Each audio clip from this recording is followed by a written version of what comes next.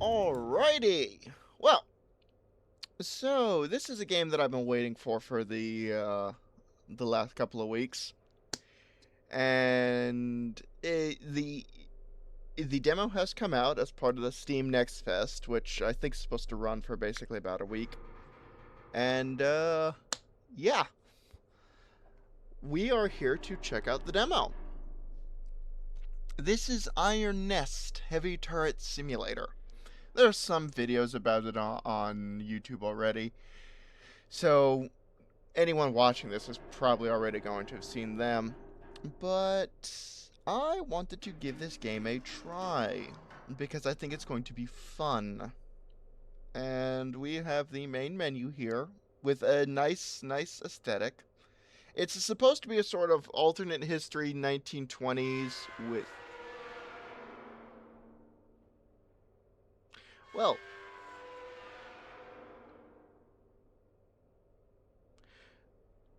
that doesn't sound healthy. It's supposed to be an alternate history 1920s set in Spain, interestingly enough. The game also has a significant diesel punk.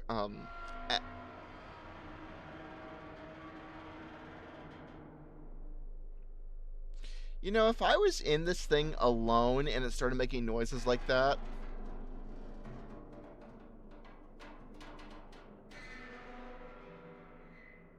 or that, I would be very concerned. But this game has a significant diesel punk aesthetic. It's set in Spain in an alternate history in 1920s.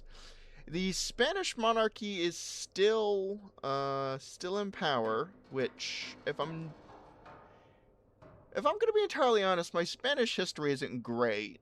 So, I'm not sure when the Spanish monarchy left power. I think in this alternate history, World War One either never happened or it went differently. I'll have to check. Maybe the Spanish monarchy,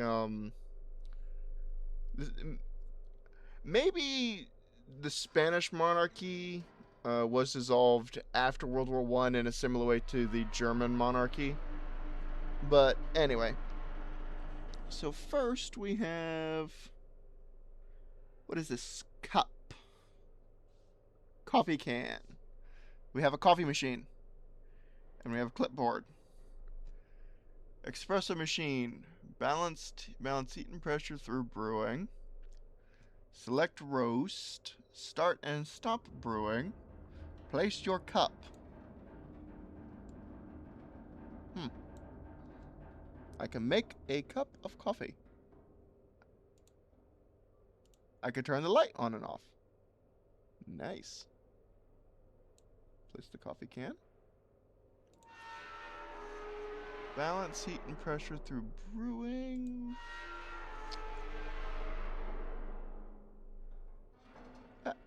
Too far.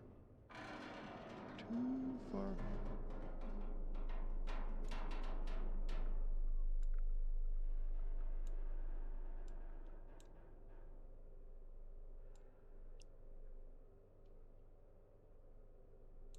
Can I...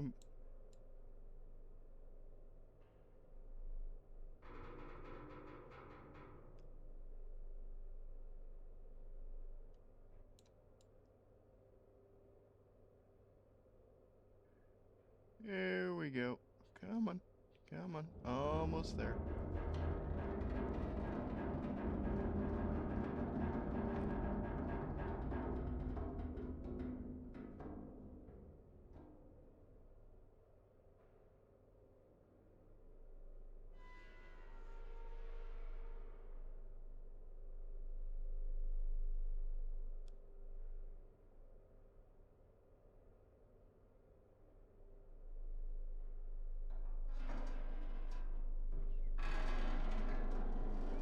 Gotta move the handle gingerly as the machine is very annoyed.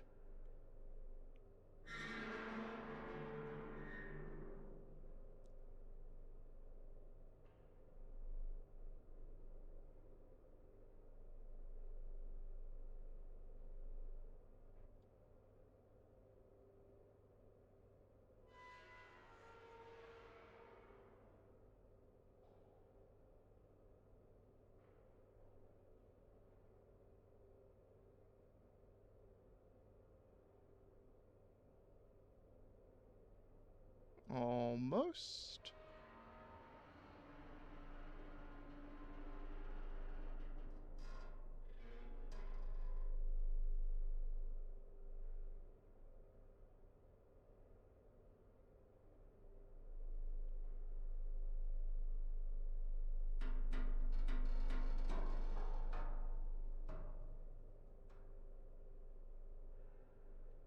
Is the needle moving the other way? No. Okay, let's drop the lever slightly.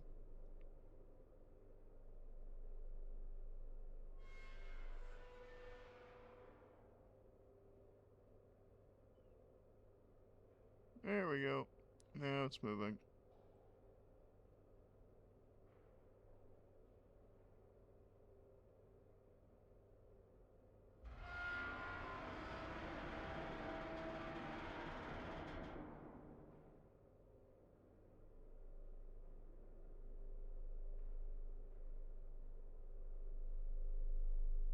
Yeah, well, we're getting there.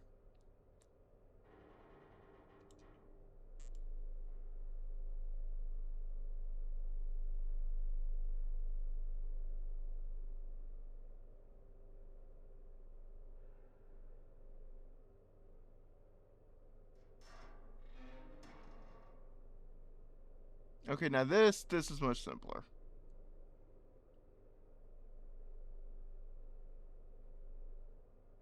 Come on, there we go. Nope. 2.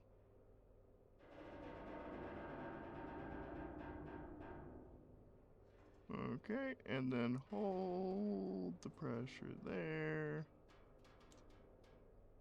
Cool. Now I just need to figure out how to,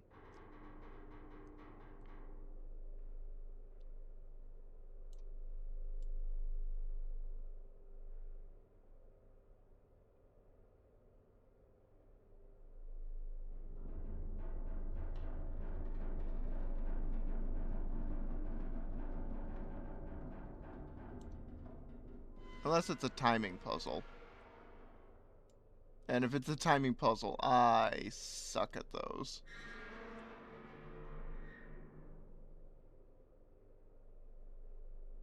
Ah, well. Anyway, settings. What's in the settings menu? I can still interact with the coffee machine in the settings menu. Clipboard horizontal offset. Is the clipboard offset? It doesn't appear to be. Controller sensitivity, mouse sensitivity, on outline nearby objects. Clamp mouse to valves. Language, English, leaderboards. Don't appear to have a leaderboard. Graphics, display, field of view, brightness, gamma, VSync. Graphical quality, medium, render scale, anti-aliasing. Shadow resolution, very low, ultra, high, medium, ultra. Okay, yeah, let's bring it up to ultra. Effects, bloom, lens dirt. I'm not sure how to pronounce that or what that even does, but okay. Let's just keep everything as it is. Color, temperature, film grain. Okay. Apply that. Audio, master volume, music volume, UI. I'm gonna leave this fine for now, but I'll probably end up changing it later. When this game does come out, and it is scheduled to come out in early August, so about a month and a half from now, I'm going to assume, I will be playing it because it looks fun. Controls, WASD, jumps. Oh, okay, so we can jump. Sprint, left shift, crouch, interaction. Additional primary click, numpad multiply. So I'm guessing that's the... Do I have a multiplication key on my number pad?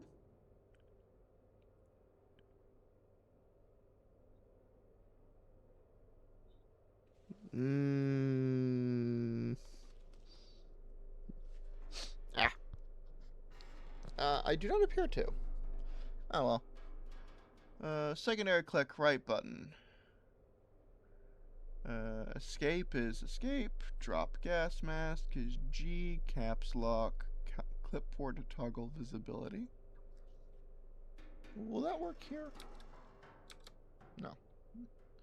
Clipboard focus is tab. Alright. Alright. So, close. Okay, settings are all very interesting. Do I want to pull the handle?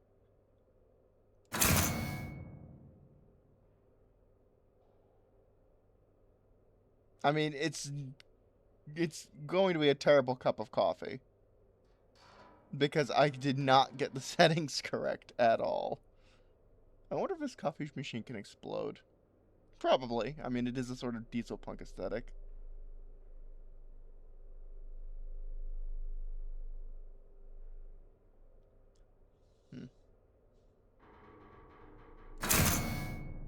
I can just shut it off.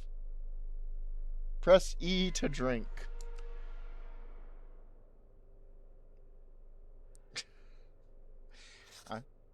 I have drank the burnt bean water. Anyway, let's get started with this. So we have a map of Spain. We do indeed. Huh. This is probably the leaderboard that they're talking about.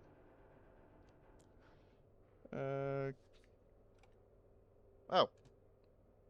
Okay. I can move around with my mouse. Nice. Can't move too far, though.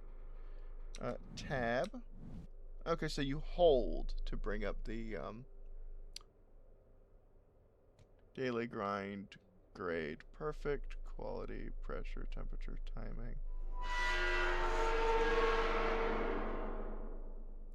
I would love to know what is stressing the metals to that extent and making it make those sounds, because I don't think that's good. Is this for the coffee machine? What's caps lock? So caps lock just brings the clipboard up here. Tab does that. Nice. I have no idea what that is.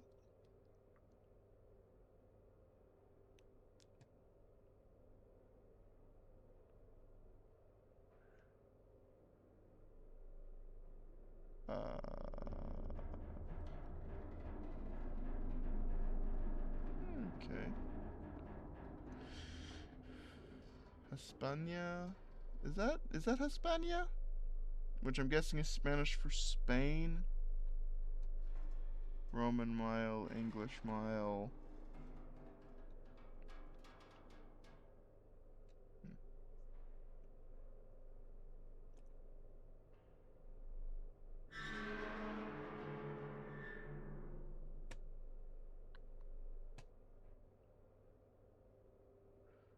Okay, so anyway, what's this? Calibration fire. Iron Nest has been commissioned. Pre-operational ranging is required before active deployment. A target has been designated by High Command for calibration purposes. Confirmation of fire accuracy is the sole objective. Start. Read, measure, calculate. Load. Rotate. Elevate. And then fire. Those are your 7 steps of getting this thing to work properly. Okay, so what do we have? What's this? I command notice. Forward the endgame credits. It's not built by 2. I think that's supposed to be 2 men alone. Yes, because if you weren't able to tell from the start, this... there we go. Electrifying trajectory to target on the map. Fire HE shell at the target. Iron Nest location is HC.55. Target coordinates is... no, I didn't catch that. Is this thing traversing? No, it's not. That's just not the intro, then. Anyway. But yes, as you might have seen when the video started, this game is developed by just 2 guys. And to my knowledge, only one of them is actually a developer. The other one basically just handles the social media marketing.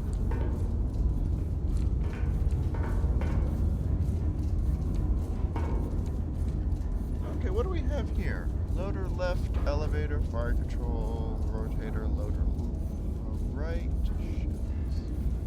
You are here. Okay. Calculator, map, receiver, requisition. Alright, so there is some dead space around the turret.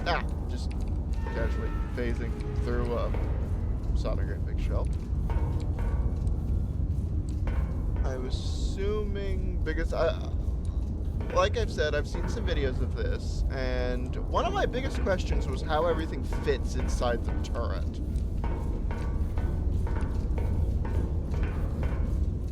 That's all covered, that's covered. That side does not appear to have ammunition. Okay, so the hitboxes are a little weird, but honestly, it's no big deal.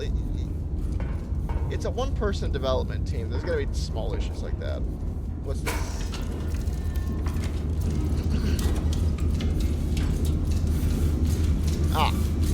This is the engine room. And you have...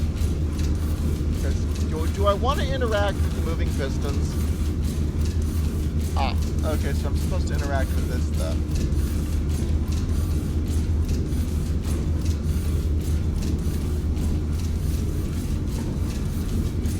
Okay, so I'm guessing... I just love how we have a handle here and a wrench here. So I'm guessing this is how we start the machine.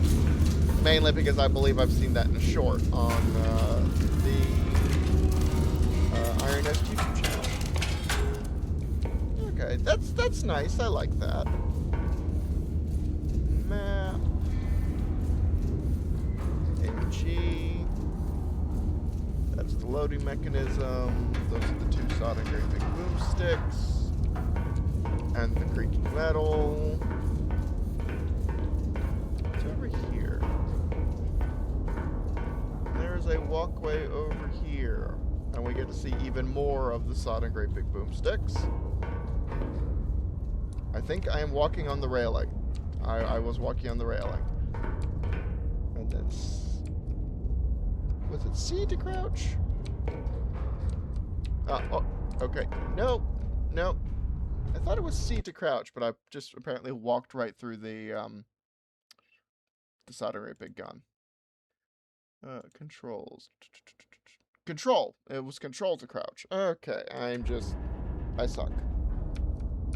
Yeah, there we go. What's this?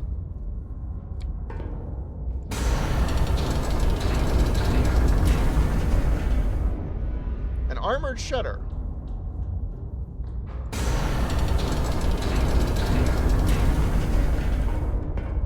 Ew, it's a clipboard.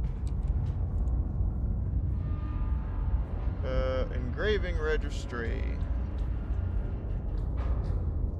The name of pre-launch Patreon supporters are engraved here onto the gun itself. Not hidden in paperwork, not buried in a list, etched in iron. Also the end game credits record the names of all who served, from individual operators, and key personnel to every Discord member served during the launch day version. Okay. What is this?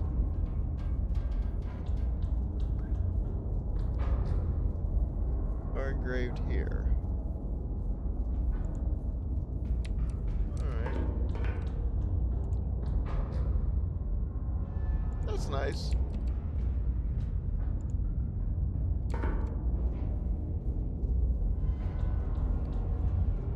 Okay, that's That's neat. I like that.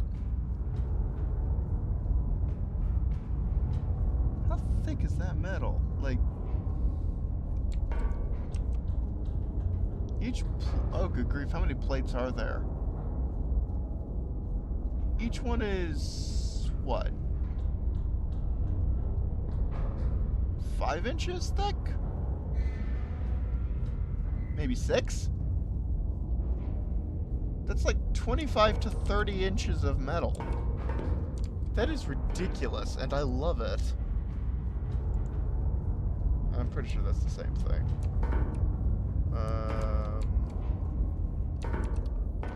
This is one of the traversal motors.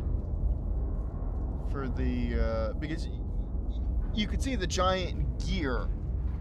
And, this, I believe, is one of the motors that helps traverse the Sodden Great Big Turret.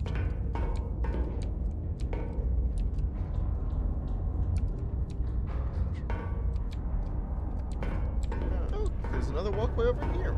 Nice. Other Sodden Great Big Boomstick.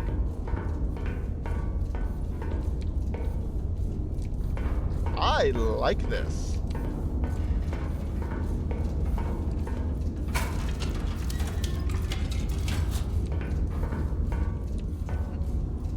Ah, that's the fire control. I was just sitting there. Okay. Oh, and I can interact with the clipboard.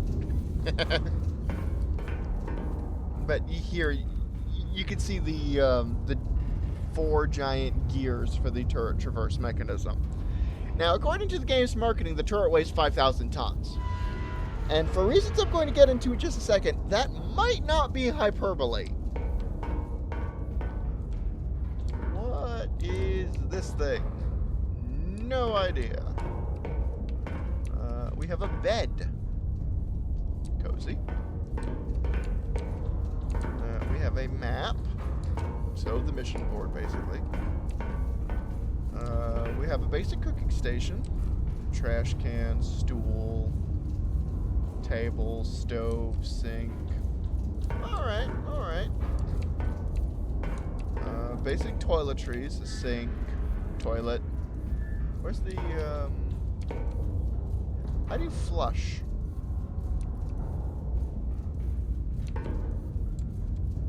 How do you flush?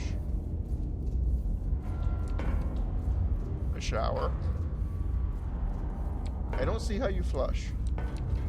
I know that some toilets, some older toilets had a pull handle.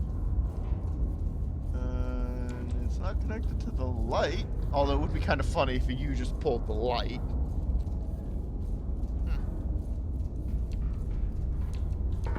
Unless it's an automatically flushing toilet, which I suppose it could. Shower, which I can get in. I can get in the shower. And there's a little handle to run the shower, which you cannot interact with, unfortunately. Another one of those things. What I'm guessing is just Sodden Great Big Metal supports.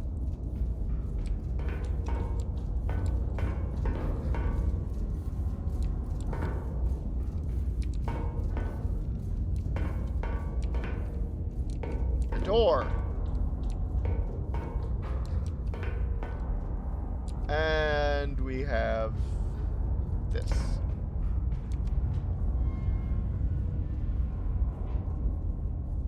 Okay, can I interact with the book? I cannot interact with the book. Unfortunate, but it's fine, I guess.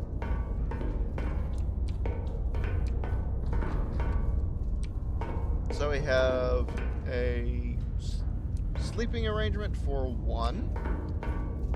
We have a basic cooking space. Basic toiletries. Is that like a radiator? Looks like a supply crate. Someone has just shoved in here. Basic toiletries for 1. There is a moth on my screen. Shoo. Anyway. back up the side on great big steps.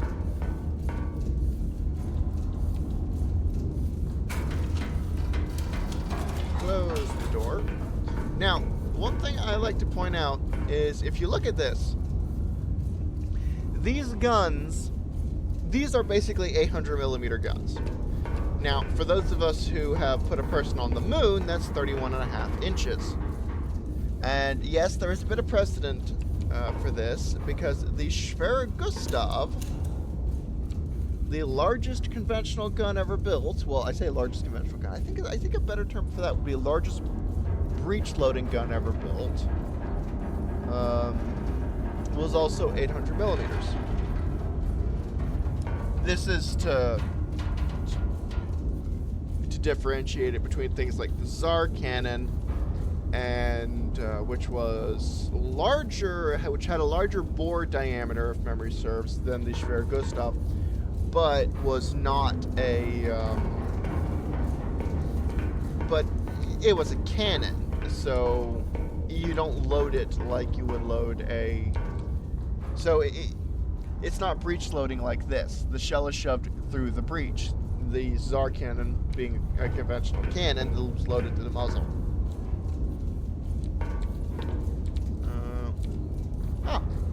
Okay.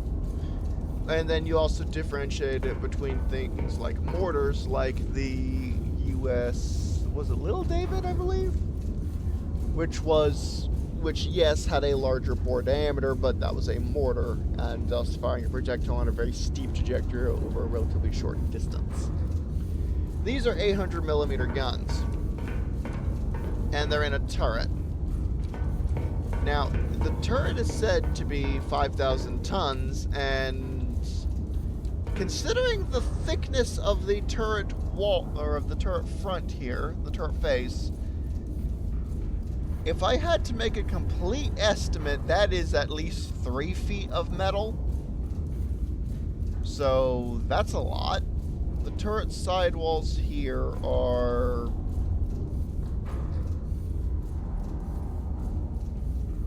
18 to 24 inches.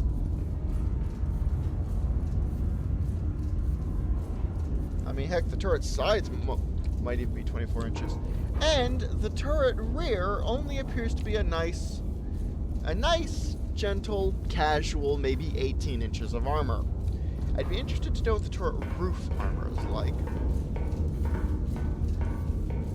There's a hatch up here. Anywho, what is this? Left gun elevation error, right gun elevation error. System pressure. Rotation velocity a second. So I'm guessing that's degrees per second. System pressure. So you have to... Okay, so I'm guessing that's what these valves are for. Anyway, that is enough rambling. Master power. What's this? I have a record.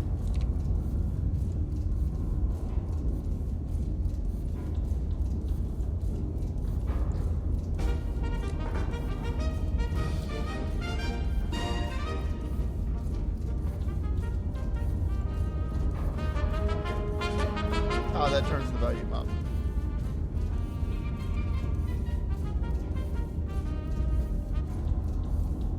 That turns it off. Okay. That's neat.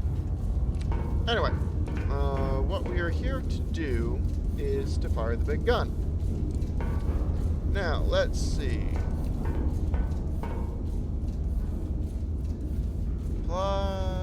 Iron Nest location, H355. Put that on my clipboard. Target location is Q442. Put that on my clipboard.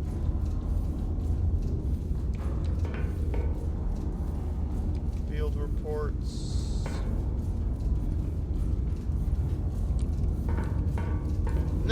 Now we get into the trigonometry of it. We also apparently have some clutter on the map. I don't know why there's random bolts on the map, and I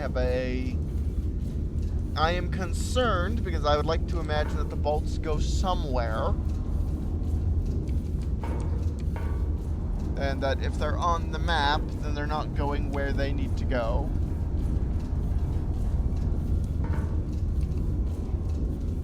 So, what's this? Tactical map, measuring distance and bearing. Distance in kilometers. Bearing in degrees. Delete markers. Corrections.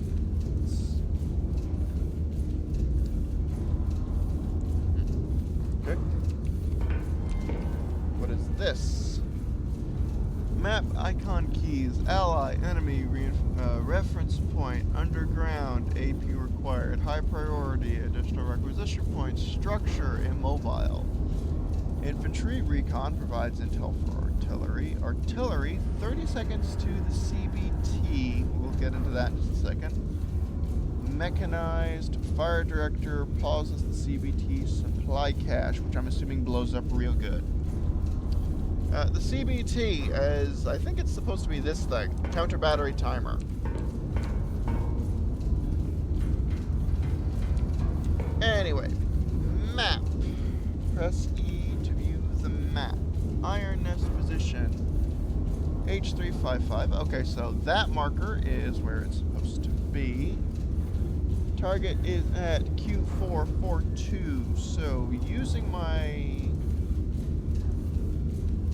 because we have different pens here.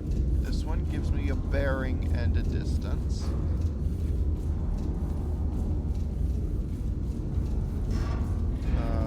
This one... what does this one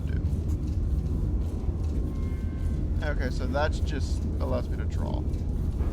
Okay. This is a compass, if I'm not mistaken, which gives me just general distance. Which... yes, okay, so each square is a kilometer. Good to know. And then this one gives me a bearing and a distance, but when I let go of it, the information ends up here.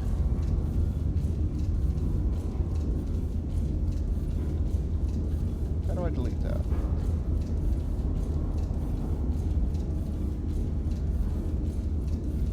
That's how I delete that. Okay, so grab this and move it.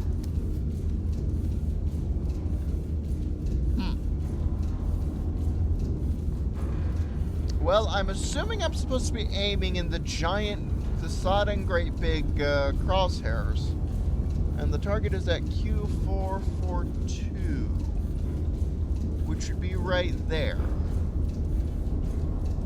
Okay. So, I have a question. Why is my target for calibration test fire in an urban agglomeration? Like, I'm assuming that's what the little house symbol means, is that these are urban areas. Okay, that appears to be like an industrial area. That appears to be important because the symbols are different. But my point still stands. You're telling me to conduct a test fire in an urban center.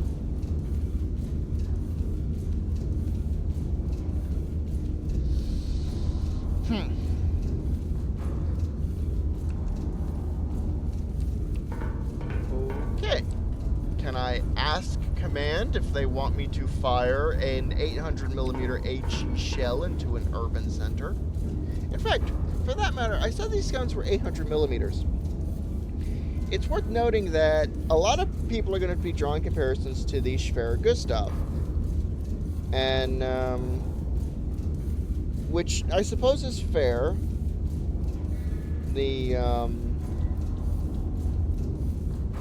Because it's basically the same size rifle. Or not same size rifle.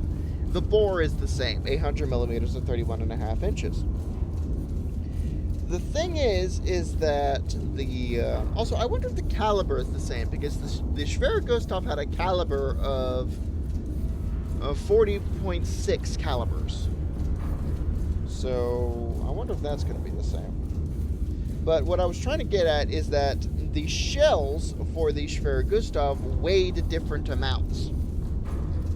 The AG shell weighed only 4,800 kilograms, or about 10,600 pounds if your nation has been to the moon, while the armor-piercing shell weighed 7,100 kilograms, or 15,700 pounds if your nation has been to the moon. They also had different muzzle velocities. The AG shell is leaving the muzzle at about 2,700 feet per second, while the AG was leaving the shell. The AG shell was leaving the barrel at about 2,700. About 2,700 feet per second, while the AP shell was leaving the barrel at about 2,400 feet per second. One thing I do want to test is whether or not the game is actually simulating different weighted shells. Because you can't see it here, but underneath this tarp, you're able to select different shell types for when you do your elevation calculation. This makes me think that the game might be simulating different shell weights, but I have not gotten that far yet. Anyway, so what I actually need to do is over here. I need to put the target distance in, which is 8.89, so just keep spinning that. I apparently cannot tell High Command, or ask High Command, why they want me to conduct a fire mission into a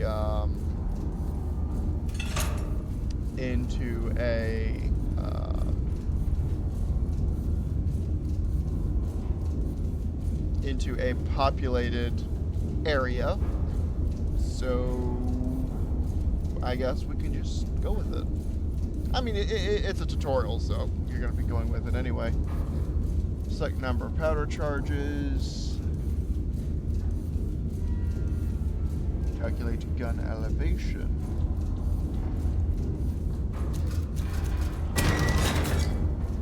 Okay, and they give me a sticker, the 0.5 or 53.34. Also, the bearing is 8.55. Okay, so locked for. Oh right, I need to load the gun first. What's this? Select shell, ram shell, dispense powder charges. So we need 2. Ram powder charges. Okay.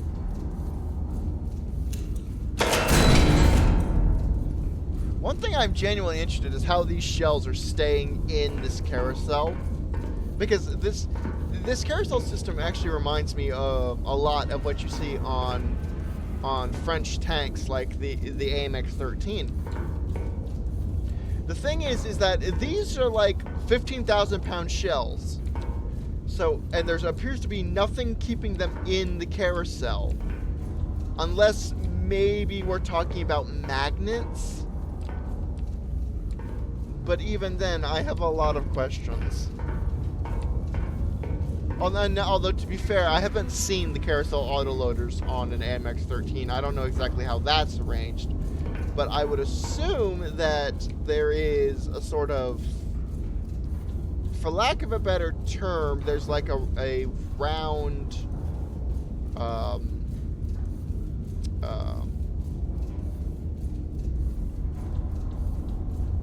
what's the term I'm thinking of?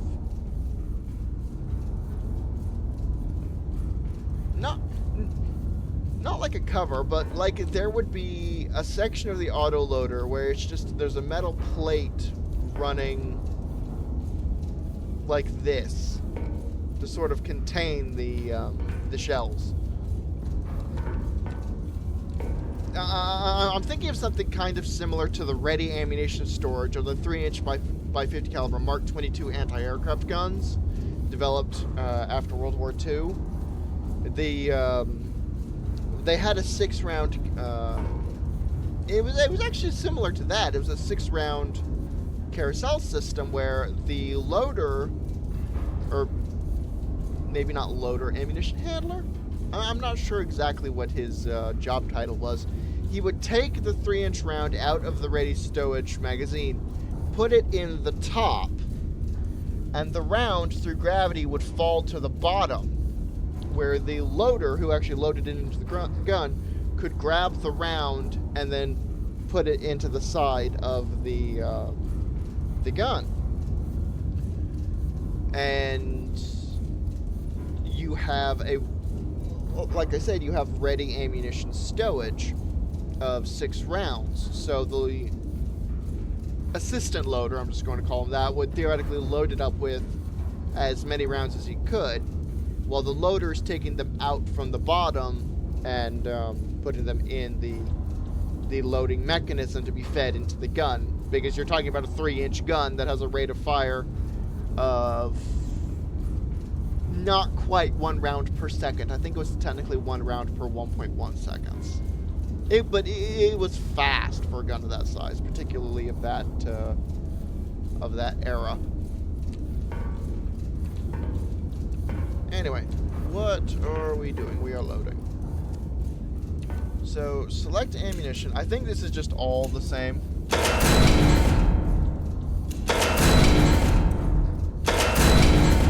Yeah, it's all HE.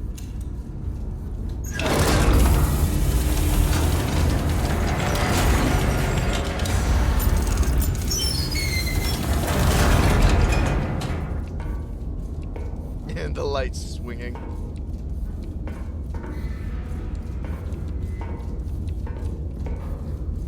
You can't interact with that because the loader's in the way.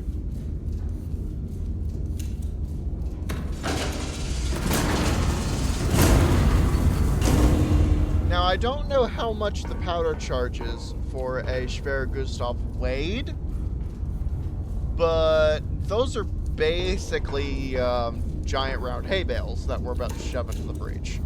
So I think that just gives you an idea.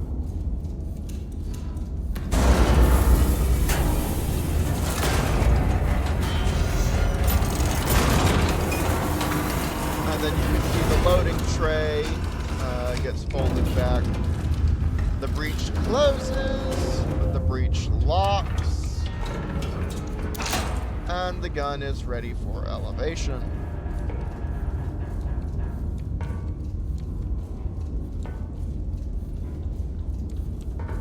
So where's the rammer?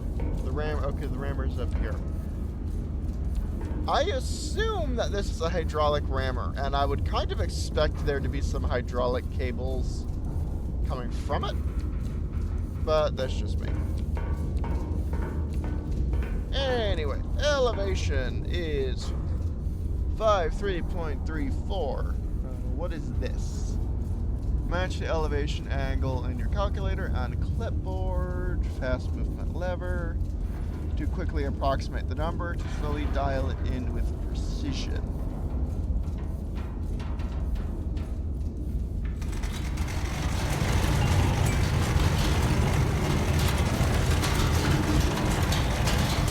And you can see the screw mechanism at the top. Nice.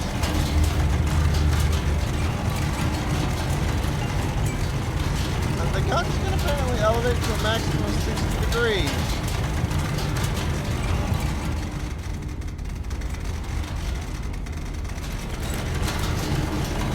Oh, wait, no.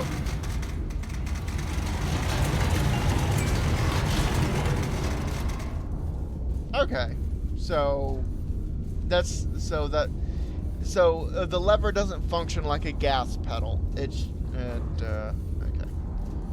And I need 53.34, so spin this.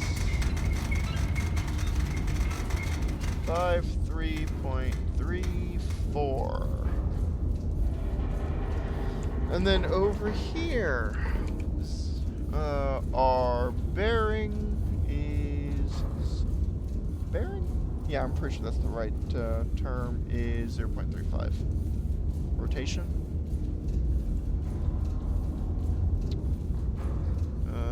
To the map, note on your clipboard.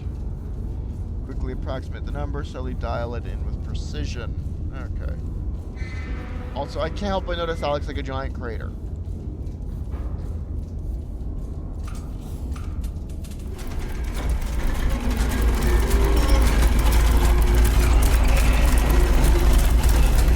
And you can see the terrain moving in the background. I love it.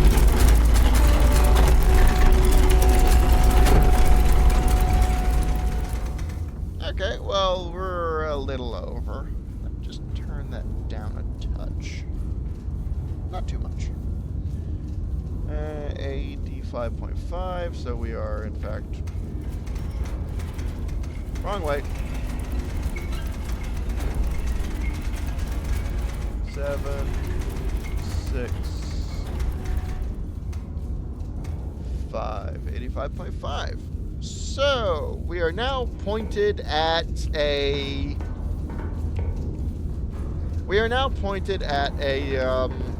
population center. Well, let's see how this goes. Because, hey, firing a 10,600-pound AG shell into a population center never goes badly for anyone.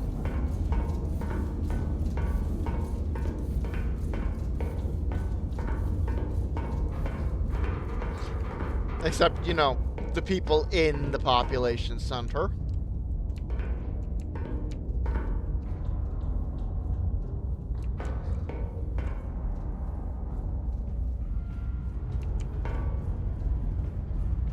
Presumably that screw extends into the turret roof quite a bit. What can we see out there? Ooh! But the train's kind of lovely. I like it.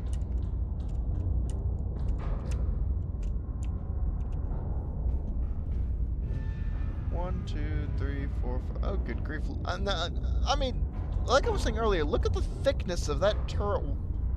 Of that turret front. That is a lot.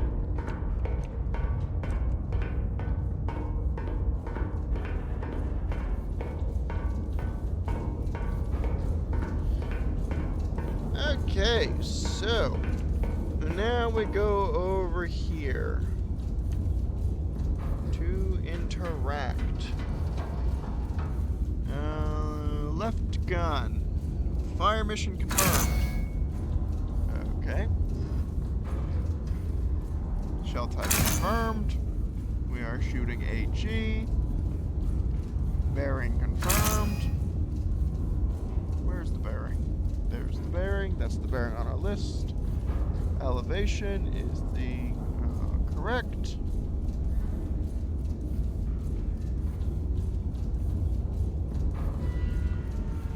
Ranging confirmed. Gun is not armed. Pull that handle down. Gun is armed, and then we pull the big handle. Alright.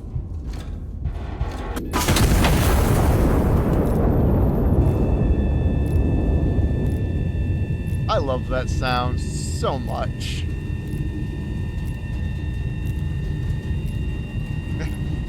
See that I can still move the mouse. You can tell, but the mouse has disappeared for the sake of the cutscene.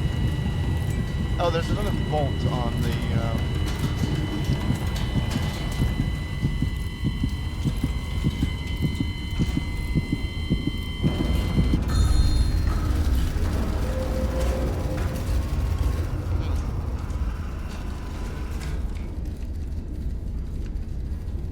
Okay.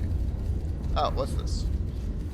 Confirm every step. Run over each step arming the Iron Estus. Switch for confirmation. Arm the firing gun. Huh? I don't know what happened.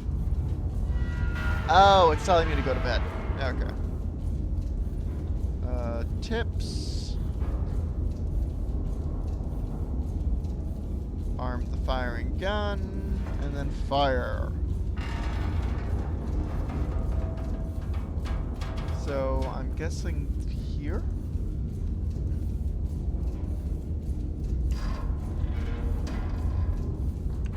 Oh, well. Oh, let's see what happened. Let's check the map. Oh. Well, I hit something. There's also multiple civilian markers.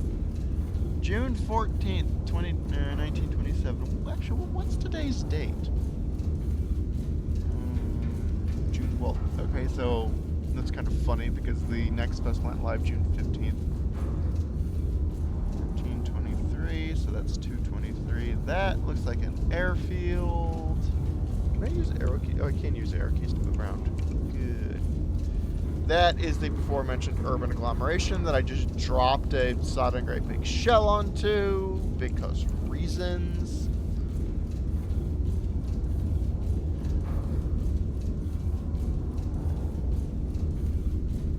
Okay, so if each square, each grid square is a kilometer, then each one of these sub-squares would be about 100 meters by 100 meters, or 300 feet by 300 feet. Okay. What is this? Move that out of the way. Move that out of the way. What did I hit? Something not good, apparently. Also, I appear to have dropped a shell onto a group of civilians.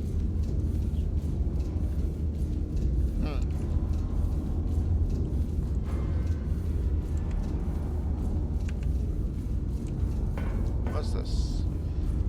Calibration confirmed. Combat ready. Stand down and await operational orders. Retire to your bed and get rested. Victory depends on your readiness at any time. Yay! I need to sleep. In fact, I should probably...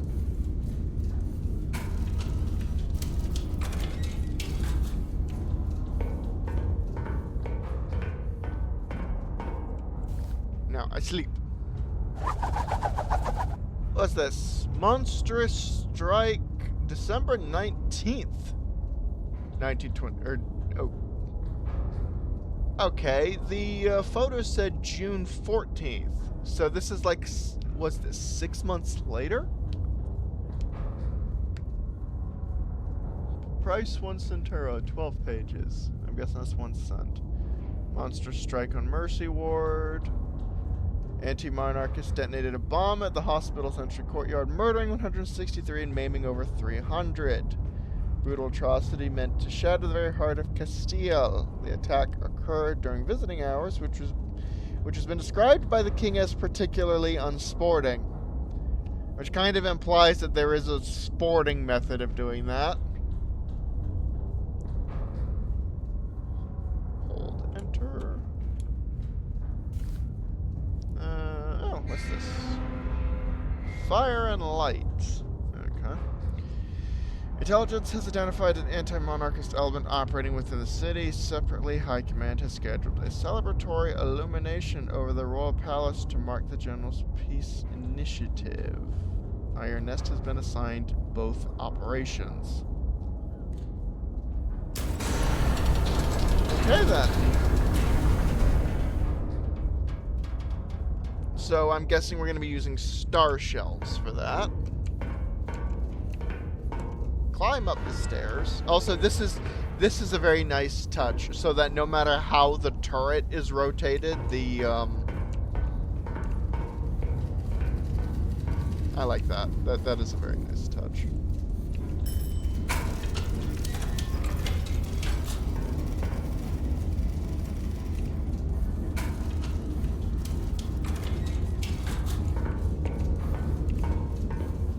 What is this?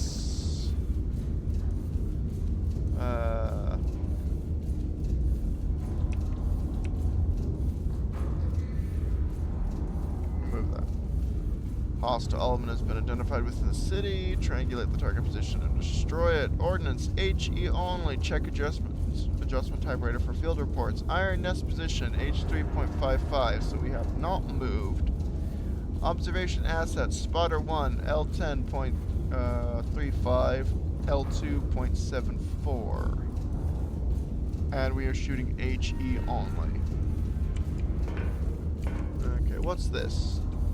Initial field intelligence. Target 1, bearing 102 from spotter 1, bearing 050 from spotter 2. Okay, and this is where we get into the more,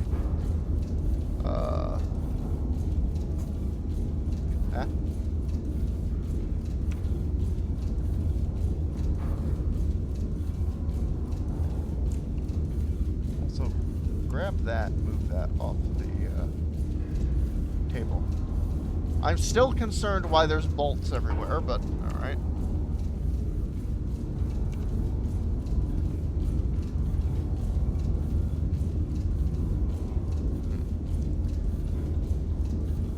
Anyway, so grab our pins.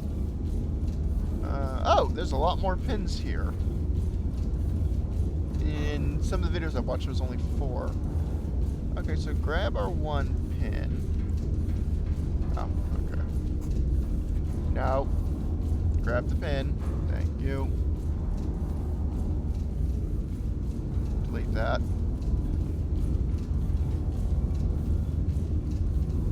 Delete that. Now, spotter 1 was at L10.35. JK L10. L10 is up here. 0.35. So 37, 36, 35. Alright. Spotter 2. Oh, that's nice. You can see the pins have little, that's cute. The pins have little, symbols on them. Spotter 2 was at L274. L274 is L274. Right. And then spotter bearing 102 from spotter 1, so I need this pen. Bearing 102. And you can just draw out to the edge of the map. Bearing 102 from spotter 1 and bearing 050 from spotter 2. Now, I'm saying all of this. It's worth noting that my experience with, well, I say my experience. I have no experience with anything like artillery. Okay,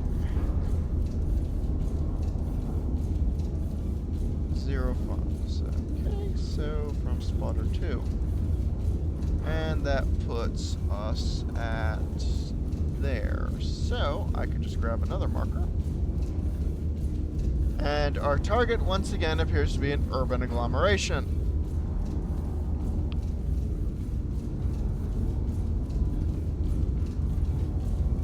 Specifically, it appears to be 3.8. T838.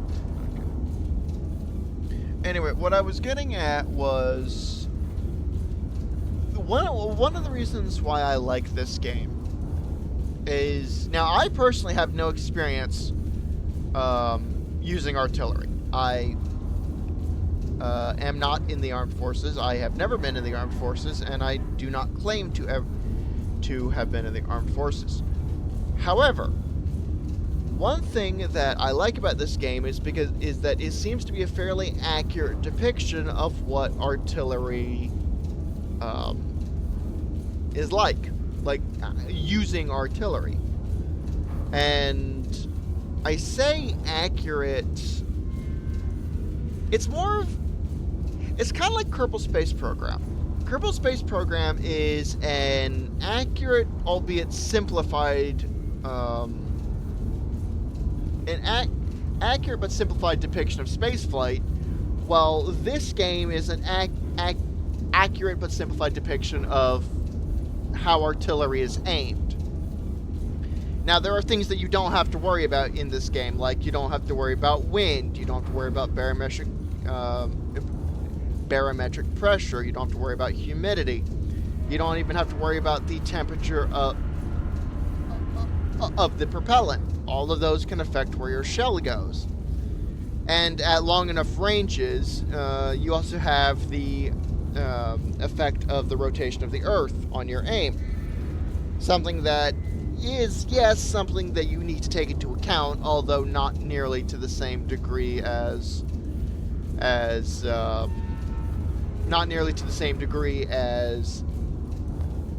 some people may think. To my knowledge, when you're talking about aiming rocket artillery systems, things like the M142 HIMARS or the M270 that can fire rockets out to what's the range of the Gimlers? I want to say it's like 55 or 57 miles.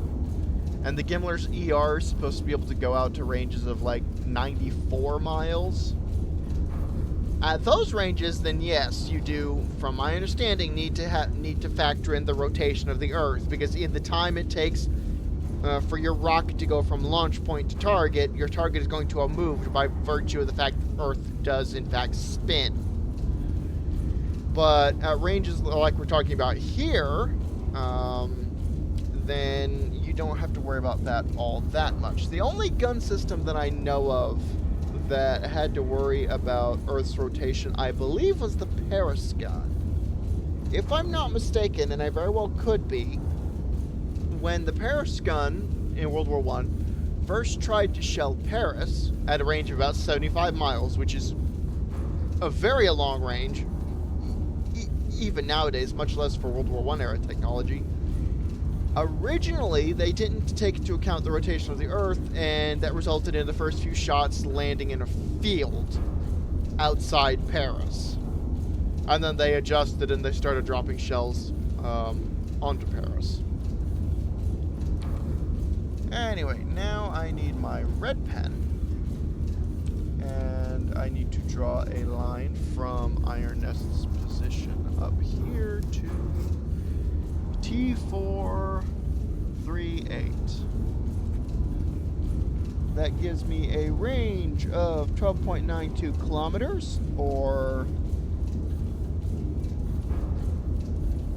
approximately 7.5 miles, give or take, and a bearing of 65.7.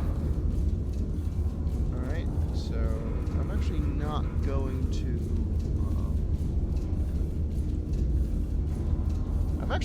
remove those lines. So, 12.92 kilometers. 8.89, like our last target, is approximately 5 miles.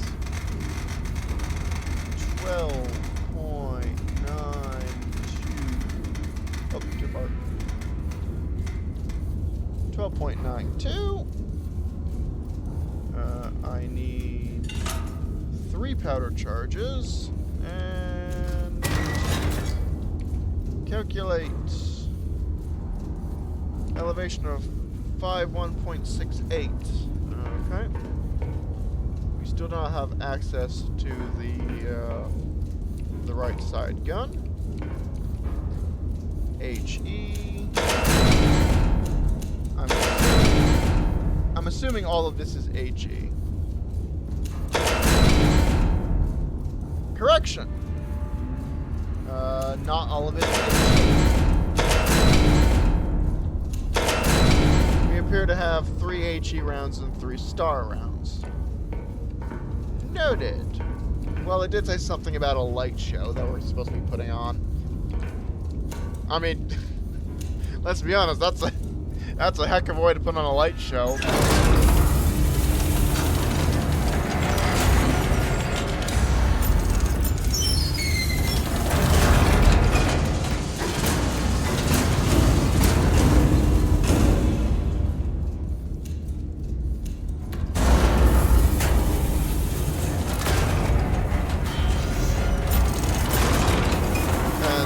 Loading tray moves out of the way. The breach is closed.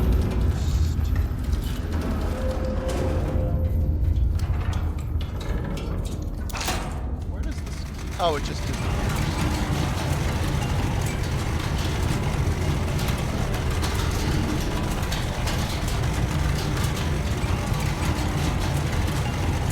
So is this remembering my last elevation?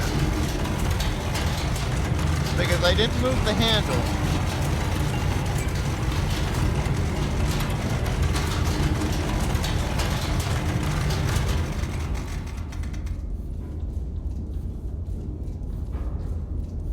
Okay, that's not bad. 51.68. I think it is remembering my last elevation.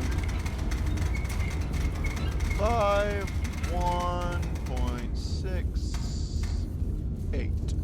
Okay, 51.68. Bearing. And we are at 85.5. We need to be at 65.7.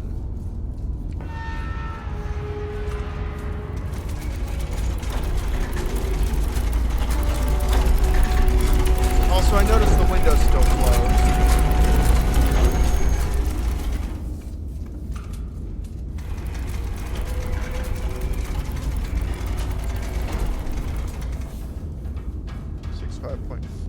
We are almost there.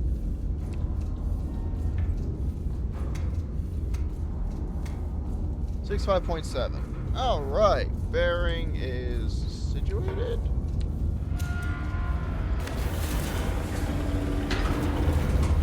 Oh, okay, so that lowers that.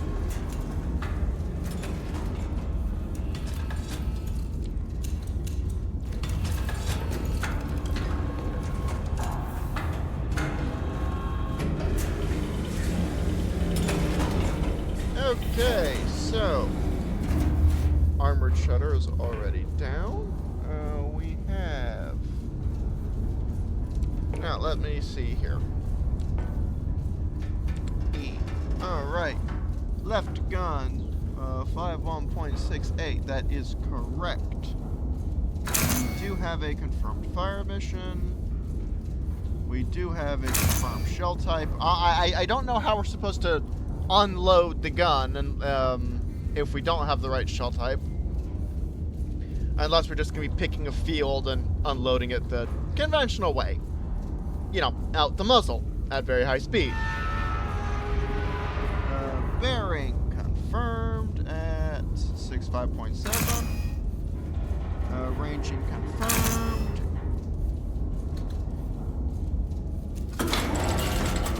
Gun is armed. Armed is confirmed, and let's send it.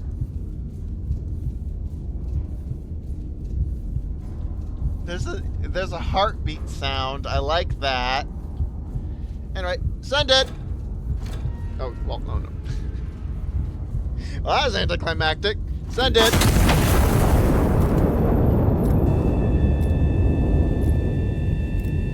Also, you didn't. It only showed up briefly there, but there was a shot clock. That timer will go down. Basically, it's like a stopwatch. It tells you how long the round's going to be in the air for. When it hits 0, the round will have hit the target.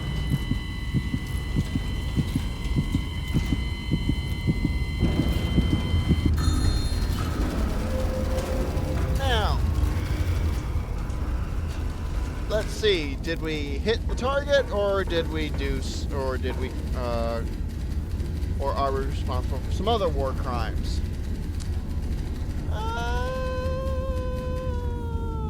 We may or may not be responsible for some other war crimes.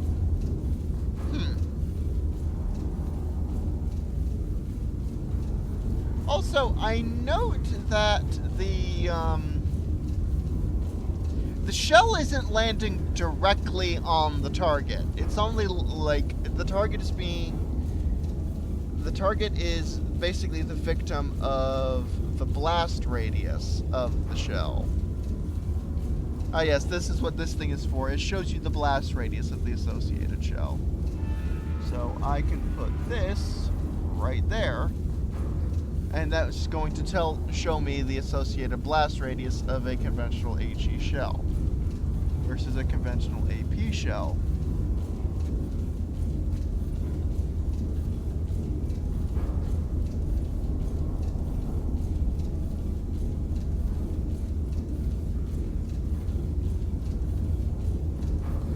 or you have an HE, high-capacity HE shell, which is going to result in a very big boom. Anyway, just move that out of the way. Close it back up. Multiple hostile civilian targets. I'm sorry, but the term hostile civilian targets does not necessarily, I'm going to assume that's rioters. Also, I like to point out that the timestamp on the photos has not changed. Anyway, what do we have here? Target destroyed, reconnaissance photos transmitted. 2 additional hostile elements have been identified in the recon photos. Destroy both before proceeding. Okay, so target 1, that has not changed. This, I don't need that anymore.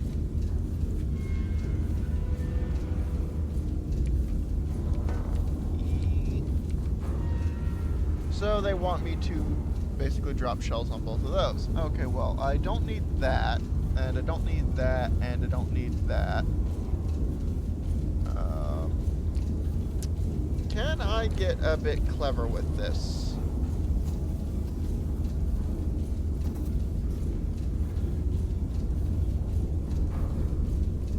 And by get a bit clever, if I aim right there, and I grab this thing, and I set it for HE, I assume we're using the Sodden Great Big Gun against rioters, because, you know, dropping a 800mm HE shell is a great way to quell a riot. Yes, we should theoretically be able to take both of them out with a single shell. Ah. So, I don't need that one anymore. Bearing 6.8, range 12.99.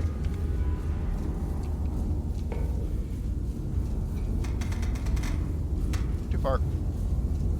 Still 3 powder charges. 51.96. Grab another HE round. I wonder if the game actually comes out, if we will have the, because apparently the game is, well, when it does come out, it's supposed to come out with a campaign that has multiple endings depending on player choices. So I wonder if the choices that the player can make extends even to the tutorial. Like, instead of dropping HE on the rioting civilians, I maybe fire a star shell as a intimidation tactic or show of force. Oh, event. Close that.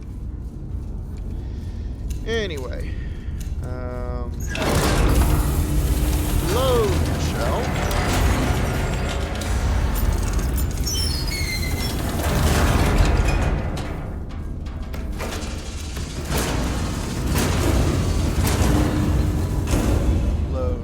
Powder charges. Ram the powder charges.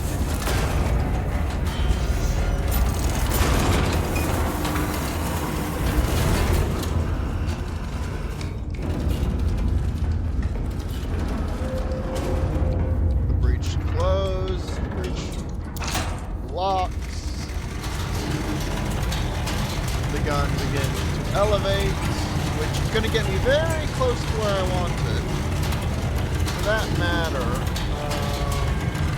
grab this and just bring me over to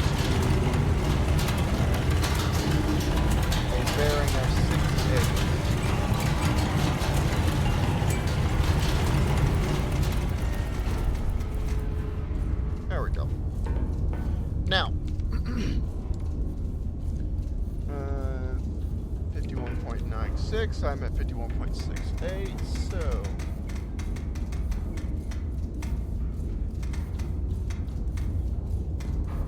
there we go. Okay, and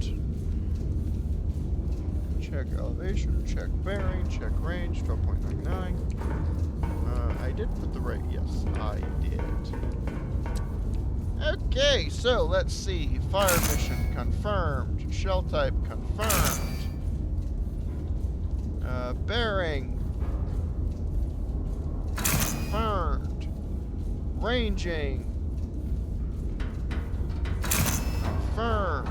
Left gun armed. Okay. Heartbeat sounds once again. And send it. And you can see the shot clock.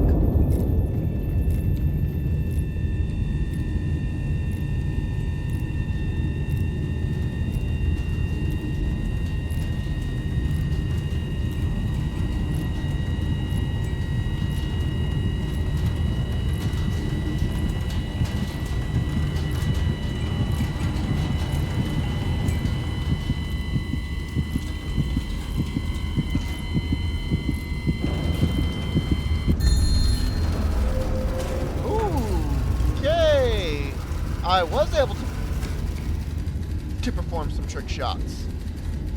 Nice. What's this?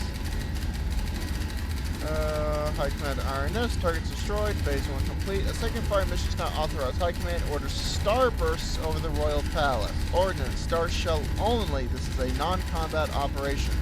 Procedure, fire in the vicinity of the coordinates below. A ground observer will mark corrections directly on impact photos. Adjust and repeat fire until High Command confirms satisfactory burst position. Yellow numbers, distance from the impact point to target. Yellow arrows, direction from impact point to target. Approximate illumination coordinates, bearing 227 from spotter 1, distance 3.8 kilometers from spotter 1. Okay. What about this? What do we have here? Target 1 destroyed. Additional requests requisition granted. Initial field intelligence. Target 1. Target 2 destroyed. Target 3 destroyed. Target still active. 1 remaining. Continue fire mission. I wonder if when it says target still active, if that's referring to the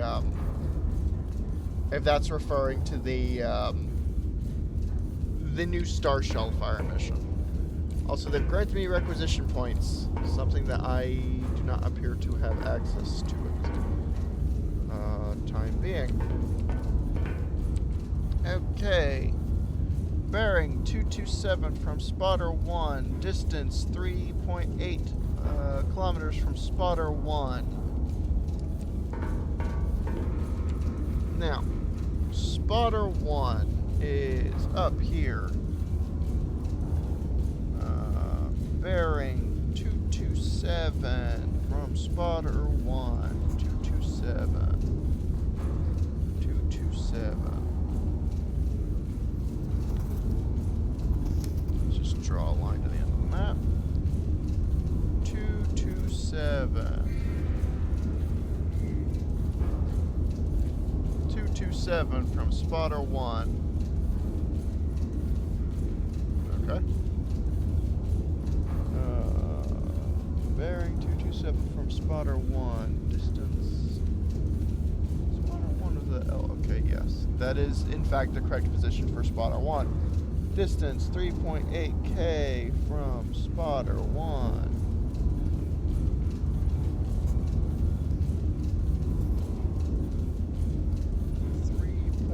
8K from spotter 1 is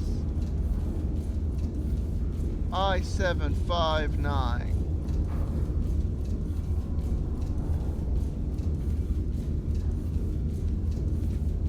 Right. Okay.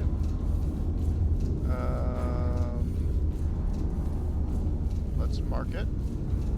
I probably shouldn't be using this pin to mark what is supposed to be a non-combat fire mission, but it'll be fine.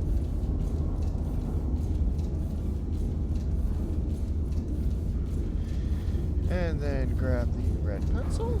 Grab red pencil. Thank you. Also, I probably don't need this line anymore. And we are going to be firing to I-759. Bearing 13, range 4.49. Okay. Range 4.49.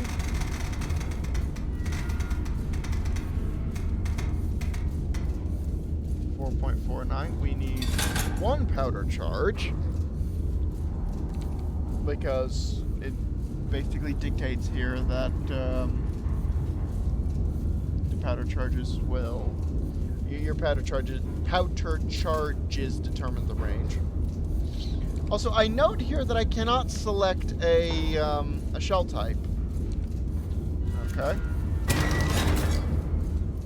And that gives me an elevation of 53.88. Right. Load the star rocket.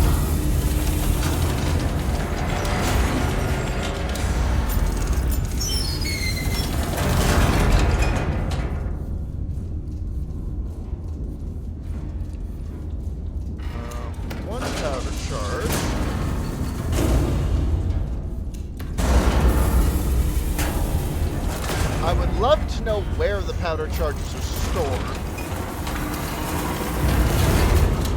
Unless the vast majority of them are stored in the ceiling. Maybe there's a conveyor system up here. Maybe there's a conveyor system up here that moves the powder charges forward. Also, I'm not sure how well my audio is going to come through with the noises in the game. I will admit, this game is noisier than I thought it would. So one thing I'm probably going to do, just for the sake of it, is I'm going to take the audio, and I will drop the master volume down to like 50. Okay, that isn't quite as loud. Now, what's my elevation? 53.88. Elevation 53.88. Ah, right on the money. Nice. Bearing 13 degrees.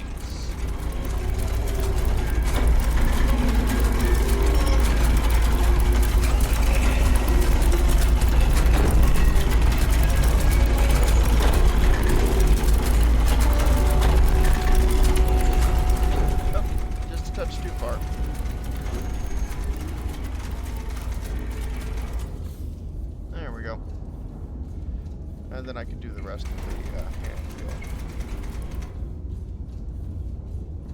Bearing 013 degrees exactly.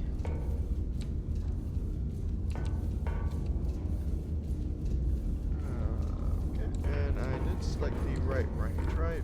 4.49, 4.49. Okay. Fire mission confirmed. Shell type confirmed. Bearing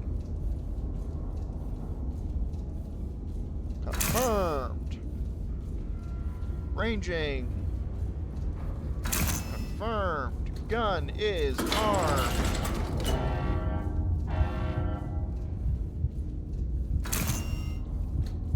And on the way.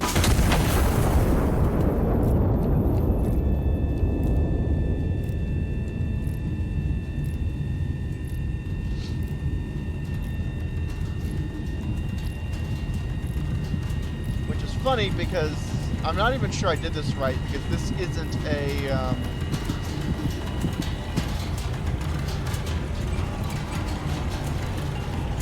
4.38 kilometers in this direction. Okay. So I need my compass. 4.38 kilometers in 4.38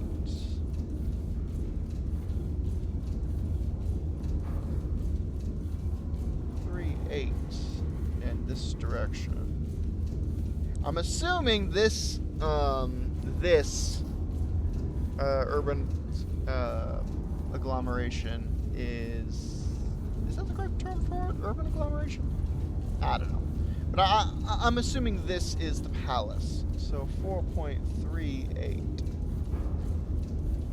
So I'm actually gonna take and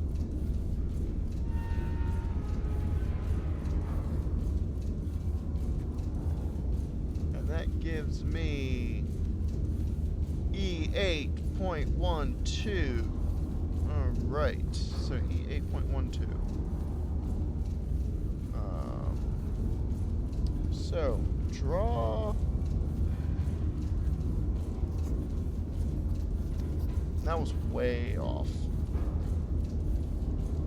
0.12. Is that right? Is it 0.12 or 0.13?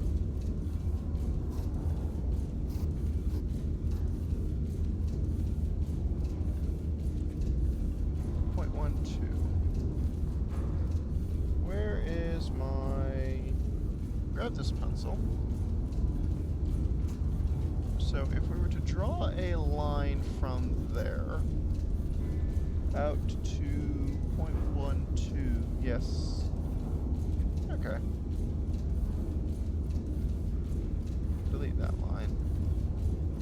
And delete that. Alright, so that is 4.38.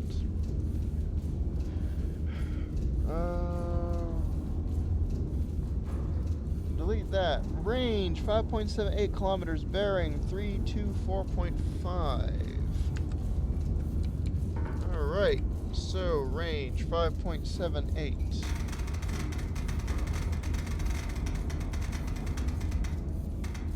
Range 5.78. 2 powder charges. Give me.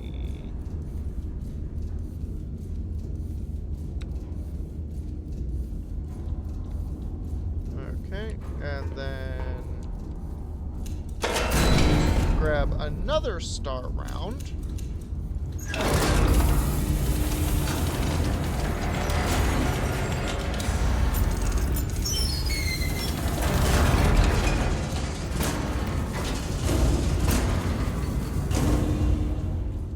Hang on, I screwed up.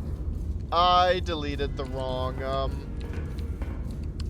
this is why you delete the, elevation 3.34.68. I deleted the wrong card that they gave me. This is why you check. Powder charges.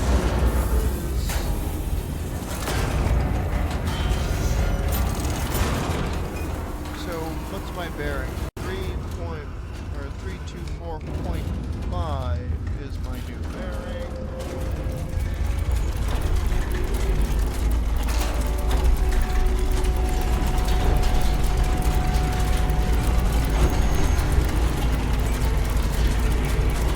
Oh, too far.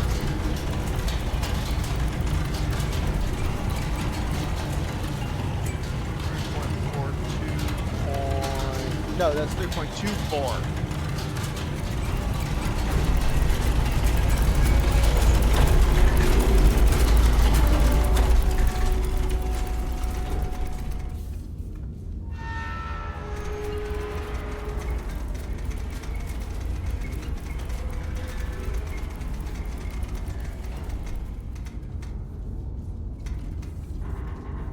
.42.5. Okay, or 324.5. 324.5. Elevation needs to be 34.68. So bring this down.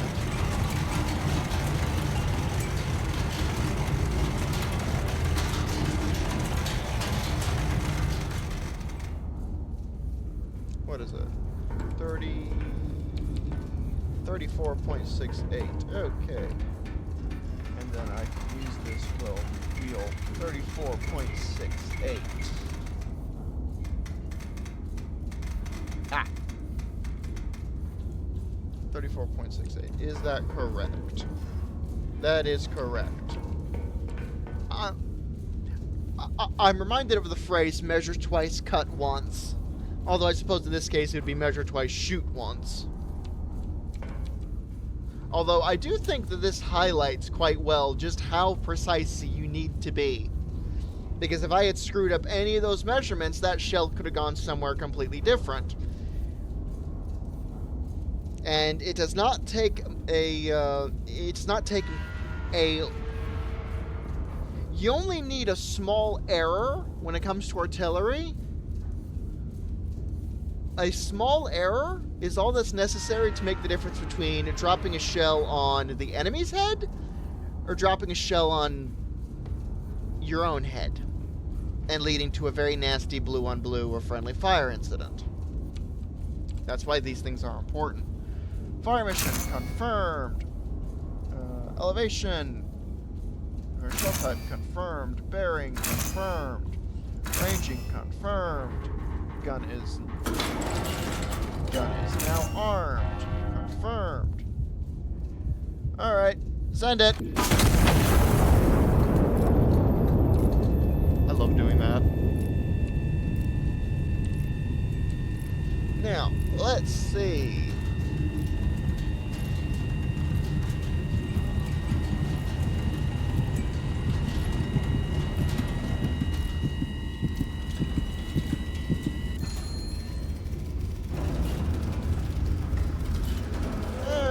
Go.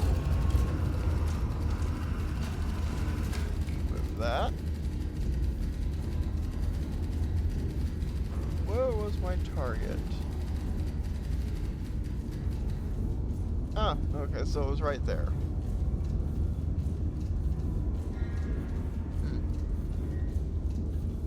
I'm guessing those are some very important people. I probably shouldn't drop AG on them. What do we have here? Also, what is this? The king looks pleased with that last one. I don't think I've ever seen him smile before.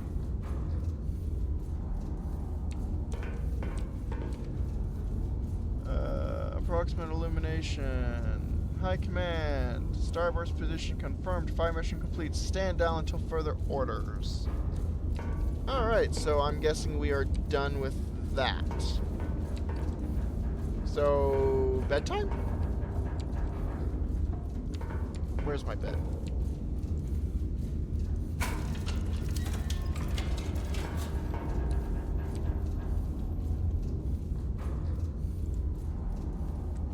Close that behind me. Basic toiletries, door. Bedtime. Okay. A night of celebration marred by atrocity. General affirms commitment to peace. His Majesty the King has entrusted me with a sacred mission. The peaceful unification of the Liberian people through reconciliation. It is a mission I do not abandon lightly. Implying that he is abandoning it? When pressed as to what he means by lightly, the general did not elaborate. So, we may or may not be dropping shells on more riders. Victory will be ours. Royal train arrives backwards. Yesterday's much-anticipated arrival of the King's inspection train caused surprise when the entire convoy rolled into the Valencina? I believe it's Valencina. I'm not sure. Station in reverse. The Ministry of Transport insisted this was the demonstration of retrograde propulsion excellence and denies that the locomotive overshot the junction by several kilometers. Crowds cheered nonetheless, facing whichever direction it seemed most loyal. Oh, I can zoom out. For sale, window glass, half price. Bulk rates for repeat customers. Fits most surviving frames. Insurance home, revised terms, covers fire, flood, and sudden relocation, does not cover unspecified impacts. Windows are replaceable, loyal citizens are not. Stand near the wall. Do not speculate. Unverified explanations cause instability. Instability helps the enemy. Craters are temporary. Castile is permanent. Walk around them proudly. Lost. Small apartment. Lost. Small apartment. Last scene.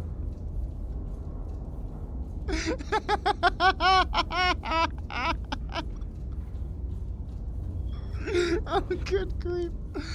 Last seen intact before Tuesday evening. Reward offered for usable bricks.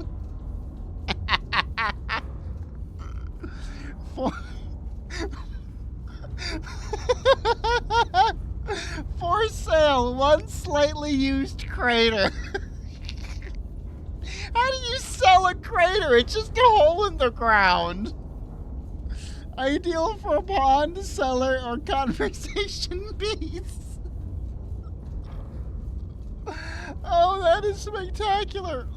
For sale, mystery meat. Freshly landed this morning. Meat comes pre-tenderized. Tastes like victory. Oh, that very well could have been a person. Oh. Oh, this is spectacular. I really wish I could read the first one again. It's like if the first newspaper had these funny little these at the bottom. Where's my mouse? I don't have my mouse. That sucks. How many times must we turn the other cheek? For 3 years, the general has extended every olive branch available to him, and for 3 years, the brutish rebels have returned the branches aflame. As His Majesty the King honored the general's dedication to peace with a medal, the anti-monarchists desecrated the ceremony with artillery fire upon a civilian quarter. One wonders when the general's patience will find its limit. Artillery fire in a civilian quarter. Ha! That was probably us. Scientists unveil mechanical bull for safer festivities. Injures 12 instantly. A new steam-driven bull designed to modernize traditional festivities debuted in... I'm not sure how to pronounce that. To roaring applause and immediate evacuation. Officials call the incident, quote, a resounding success and kinetic enthusiasm, unquote. The project will continue pending repairs to both bull and plaza.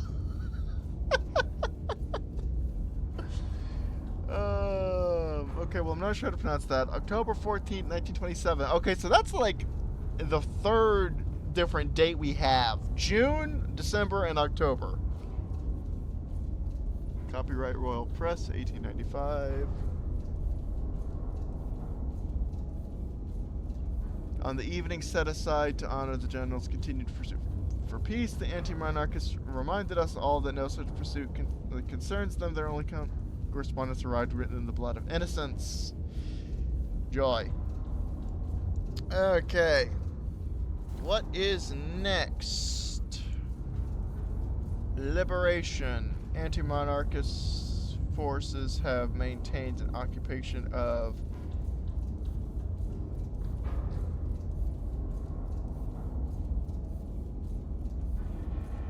I'm not sure how to pronounce that.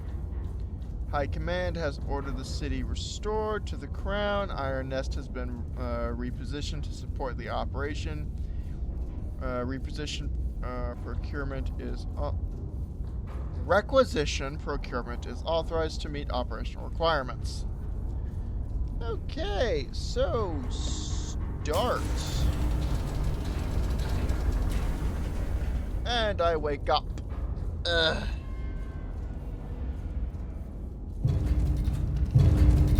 Ooh, we're moving. Well, I hope I have some sea legs.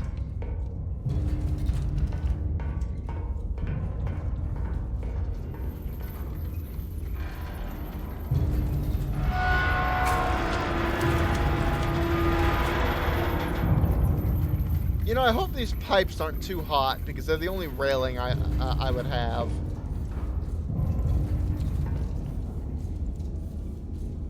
Come on. There we go.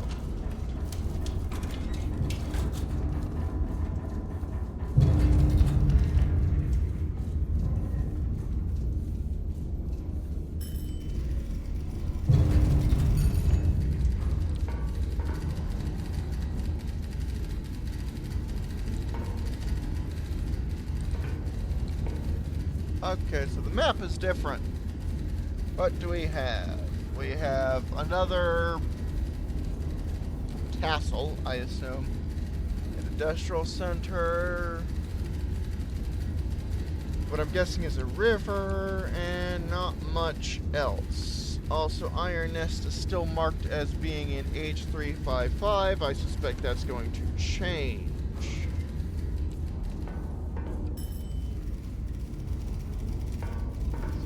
Okay, well, they're still sending me information. One thing I would kind of like to point out is that the idea of a turret with the with a pair of 800mm Schwer Gustavs in it isn't necessarily new. Now, I want to make this very clear. I'm not saying this is where the developers got the idea from it, or I'm not saying this is where the developers got the idea for it, but the only other mention that I know of a turret armed with 800mm guns was from a battleship design that was apparently drawn up by Adolf Hitler himself in the early 1940s. If I'm not mistaken. It might be one of those internet things that was created and then falsely attributed to him. But it was supposed to be for this absurdly ridiculous 2,000-foot long battleship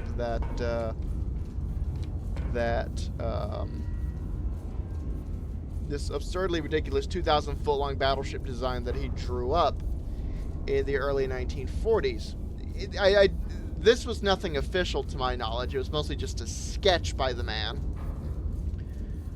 And I find that honestly, I think that even if he did take the design and hand it to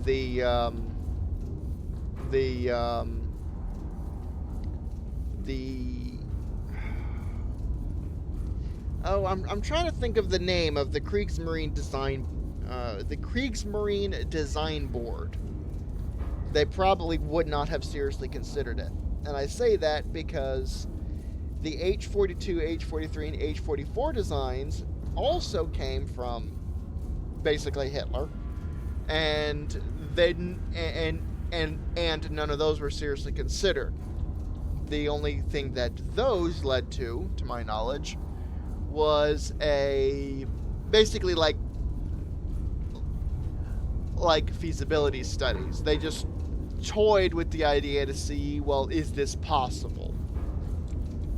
Anyway, what do we have here? High Command, city has been cleared of it is to be cleared of hostile elements. Destroy 5 hostile infantry units within the designated urban sector. Note, requisition console is authorized for ammunition and powder charge procurement at your discretion. Iron Nest location is at I-653. Spotter 1 is at I-1034. Spotter 2 is at K781. Spotter 3 is at B289. Check adjacent typewriter for field reports. Infantry 1, Infantry 2, Infantry 3, Infantry 4. Intelligence incomplete. Believed active in friendly urban sector. Intelligence incomplete. Believed active in friendly urban sectors. Reposition complete. Iron Nest at I-653. That matches what I got from High Command. Repositioning 3 kilometers outside of... Okay, so that's like 1.8 miles outside. Alright, bearing...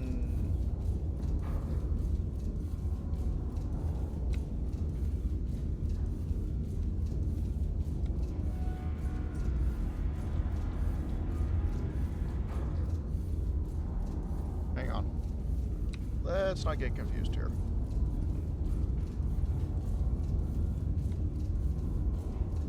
Infantry 1. Infantry 2. Infantry 3. There we go. Spotter 1, spotter 2, spotter distance. From spotter 1 to spotter 3. Alright. What do we have here? Ah, here we go. Now we have the different shell types. AP, high explosive, or high capacity high explosive,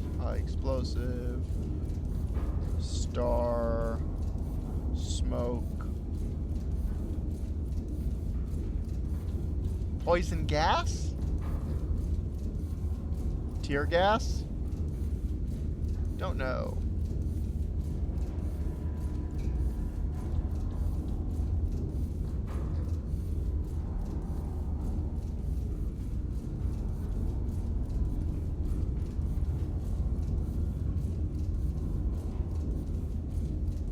Empty. Okay, we'll just leave it at empty. Although that's a point. AP. Select an arbitrary range of let's just go 20 kilometers. I want to see something.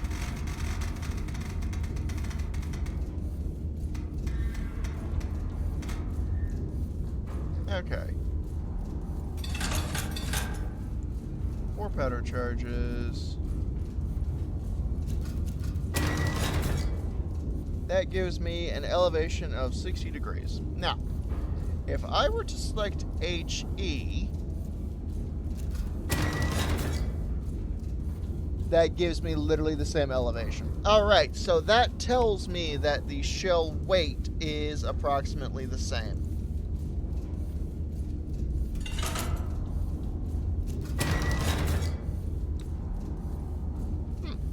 Okay. Interesting. Very interesting. Bearing to target.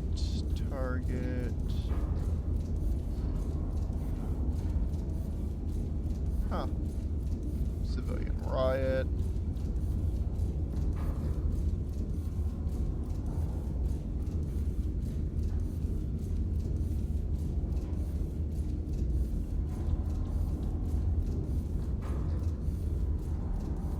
Interesting that if there appear to be friendly markers here. I'm assuming that's like for smoke? Unless we're going to be dropping shells on friendlies.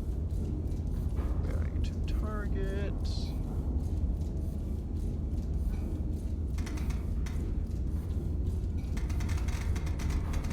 Okay, so that's for small corrections. That's for big corrections. Right. What is my objectives? Do I have any ammunition? I do not. I do not have any ammunition. I have 91 powder charges. Okay. Oh, and we have access to the second gun now, which also doesn't have any ammunition. Cool. What do we have here? Press E to interact. Requisition credits, 100. Is there a clipboard nearby? Tells me what's going on. It's not to be. There does, however, appear to be a flag for Castile on the wall. Has to be suitably patriotic. Press E to interact. What kind of... Unavailable in demo. HE shell. Thermite instant. Alright. Thermite incendiary shell. A leaflet propaganda shell. A mustard gas shell. 20 powder charges, AP shell, star shell. HE shell. Okay. Well, let's just figure out what we're going to need to engage first. So, open map. Iron Nest position is now at I-653. I-653 is right there. Okay, so grab Iron Nest, move it to I-653. Okay, so reposition the turret. Spotter 1 is at I-1034. I-1034. I-1034. Spotter 2 is at K781. K781. K6, K7. No, Spotter 2 is pretty close to Iron Nest. 81. 81 is 80. Nope. Okay, K781. Spotter 3 is at B289. B289, which is going to be up here, isn't it? Yes. Okay, so infantry target 1, bearing 239 from spotter 1. So grab this marker, which gives me bearing 239 from spotter 1.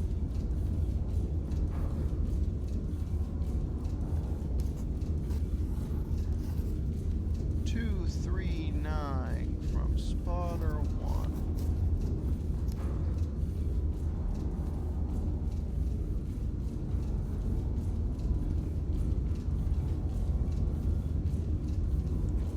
Okay, 239. And is bearing 262 from spotter 2. Yes. 262 from spotter 2.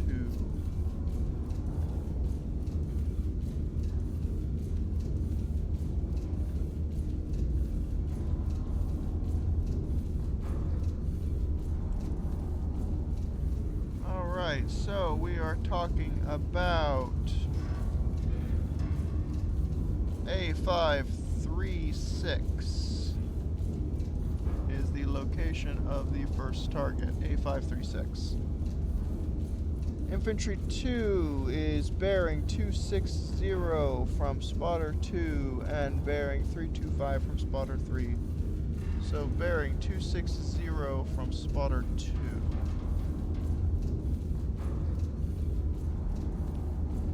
260 from spotter 2 is going to be 260 from spotter 2 and 325 from spotter 3. Okay. 325 from spotter 3.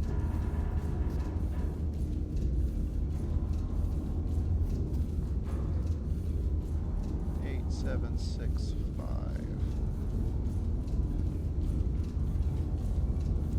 325 from spotter 3, which puts the target in A5 2.2 to A5 3.2. Okay, well.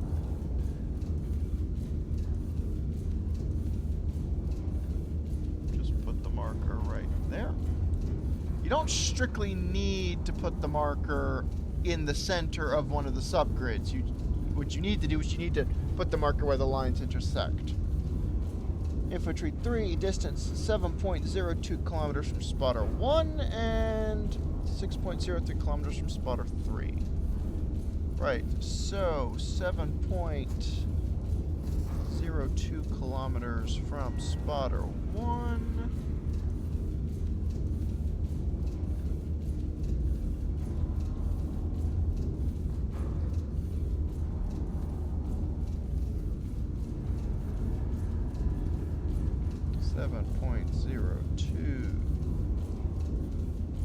Okay. And now 6.03 kilometers from spotter 3.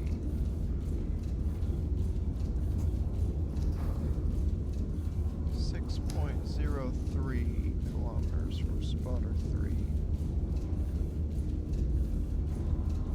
3. Okay, and now our target is presumably where these two lines intersect. Now, there's 2 points where these, well, I say 2 lines, these 2 circles intersect. Now, there's 2 points where these 2 circles intersect, over here and over here.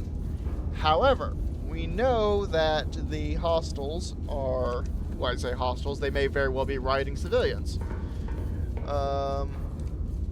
That they are in an urban, within the designated urban sector. Now, urban sectors on the map are marked like this. So, I am going to go out and assume that the target, the third target,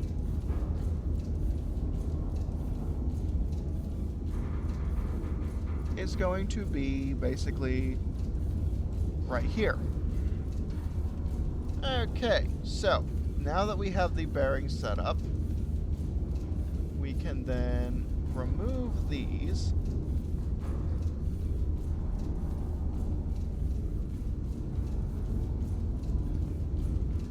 Make sure I didn't screw up my math somehow.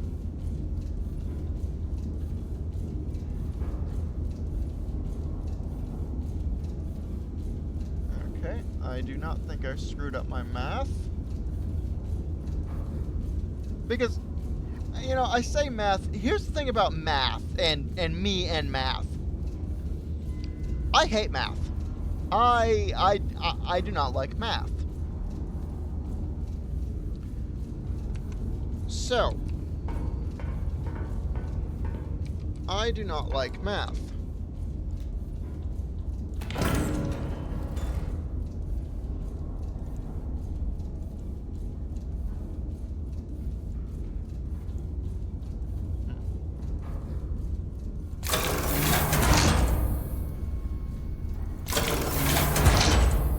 Get me 2-star shells.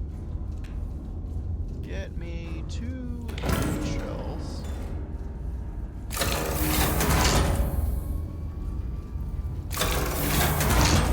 Just for each.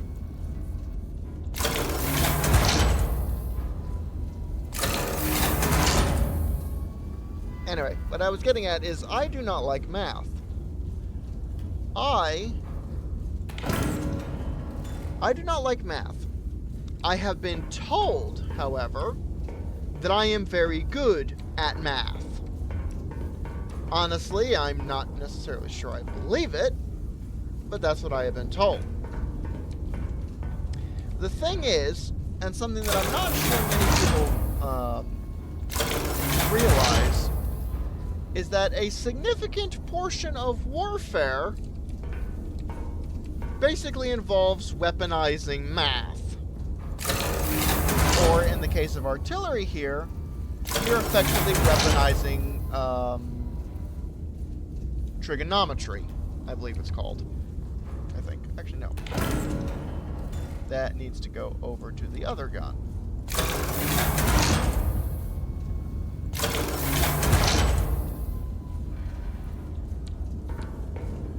Now,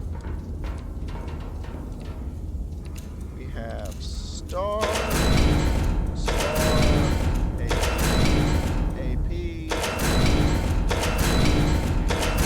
star. Okay, good, very good.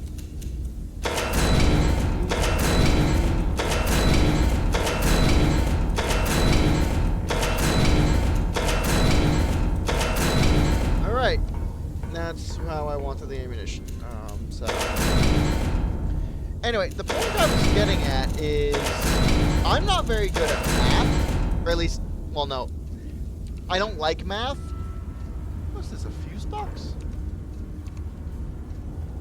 Huh. Anyway. Ah.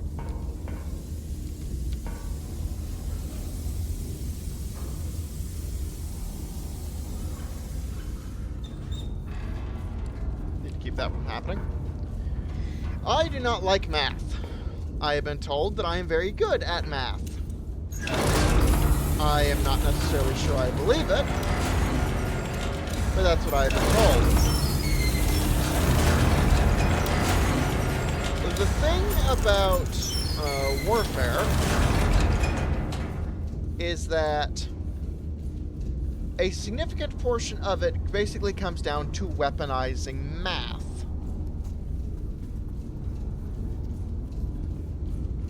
This isn't necessarily the glamorous part.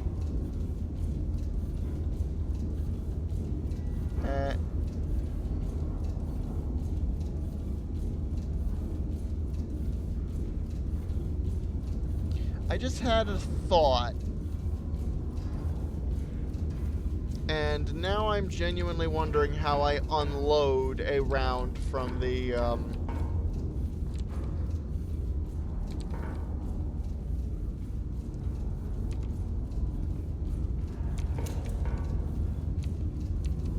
I just had a thought. And now I'm genuinely wondering how I unload a round from the gun. Is there a way to unload a round from the gun?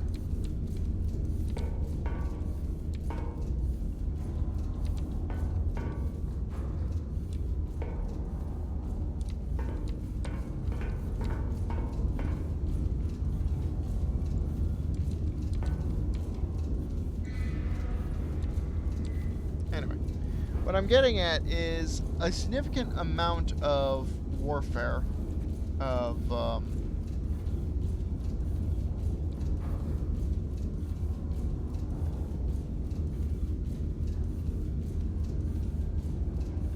okay. So I can potentially snag both of them. What is that? That is 4, 5. No, that is 3, 4. Alright, we'll just move that out of the way. Anyway, I'm sorry, what I'm trying to explain is that a significant portion of warfare, to some degree or another, is basically learning how to weaponize math. In this case, with talking about artillery, you're effectively learning how to weaponize trigonometry.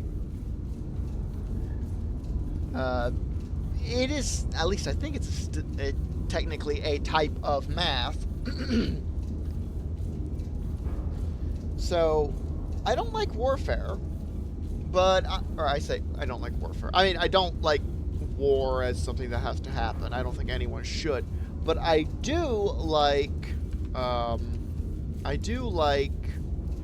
learning about how weapons work and seeing them function. I think it's very interesting, and let's be honest, everyone loves a good explosion.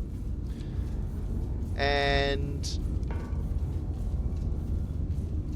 when it comes down to it, I like games like this because it makes me happy to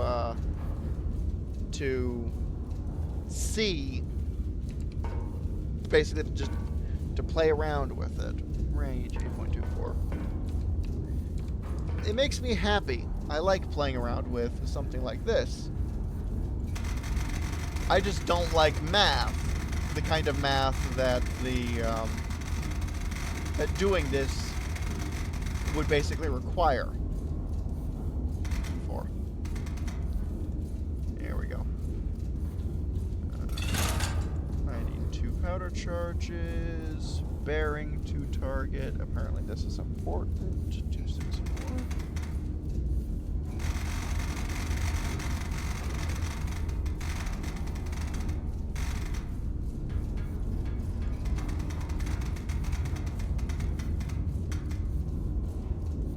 264.5. Okay.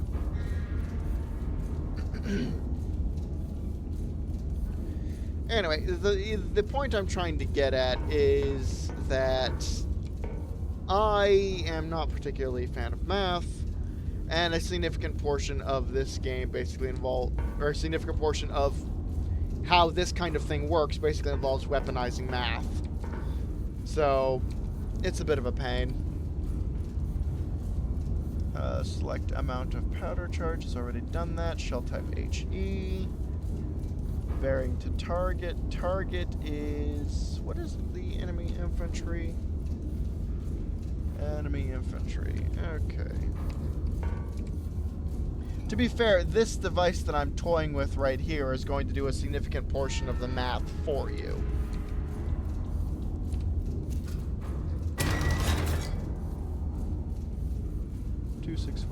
.5. 2 charges, 49.44. And I'm going to load the charges in this gun because this is the gun that has star rounds in it. I believe those HE.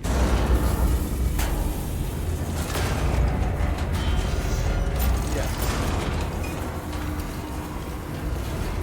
I need a bearing of 264.5.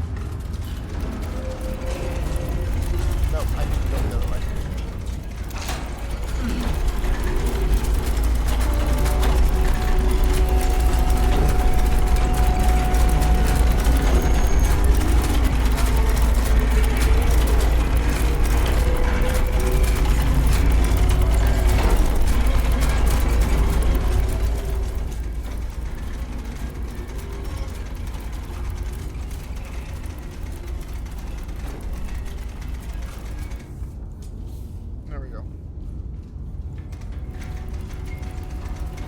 The point I'm trying to say, I guess, is that 264.5. I probably shouldn't be talking while I'm trying to do this, else I'm going to screw something up.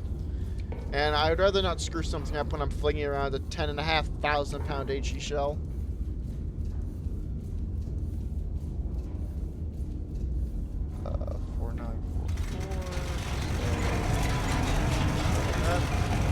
Anyway, the point I'm trying to get at is that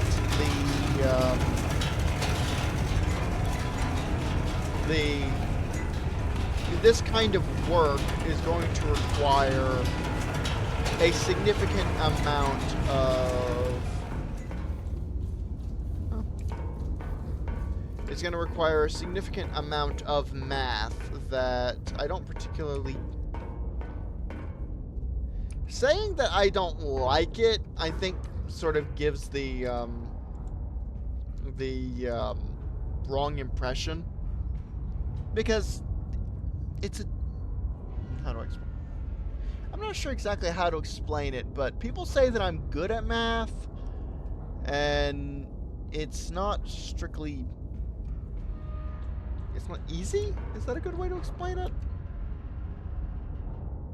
Oh, there's 6 of these. Okay. Look at the nice environment out there. Also, the window is dirty.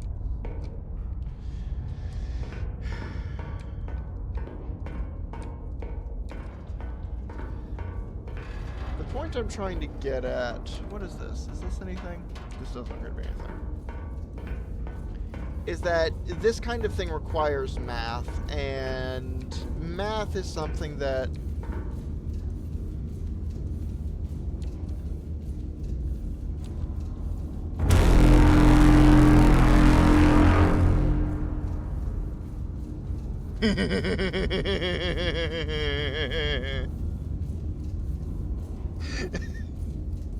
that was fun.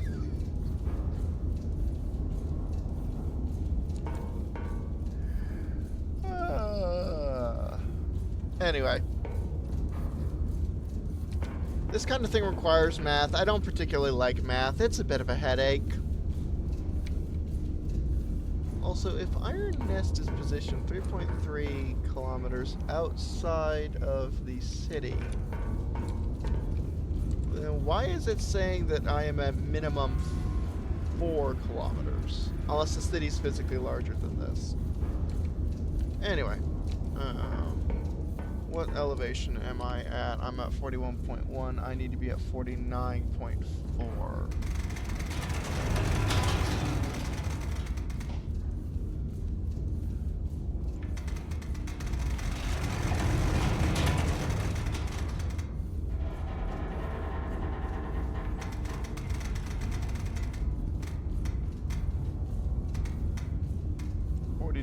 .44. Bearing is 264.5. Gun is... apparently can't arm the gun. Oh, I need to arm that gun. This does nothing when you...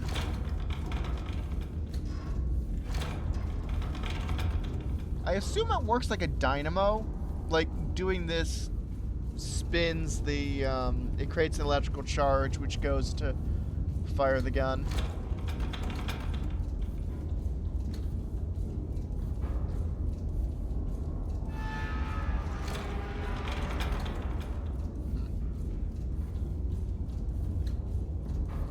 Anyway, fire mission confirmed. Shell type confirmed. Bearing confirmed. Arm the gun.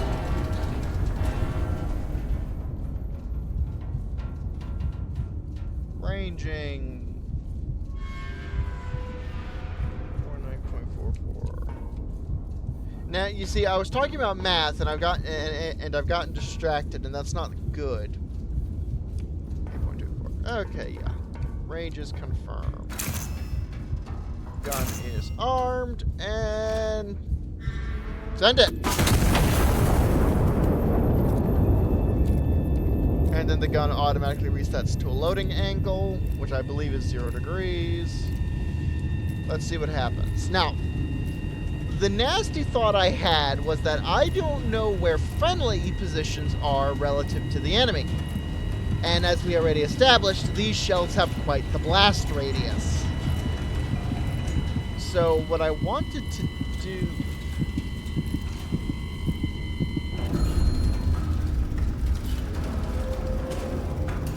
Now you see, this is exactly what I wanted to avoid. This right here.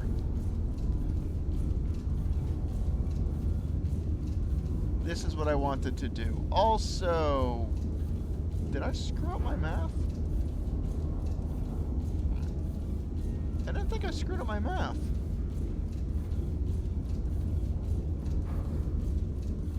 What I was going to do was fire a star shell to try and figure out where the, what is this?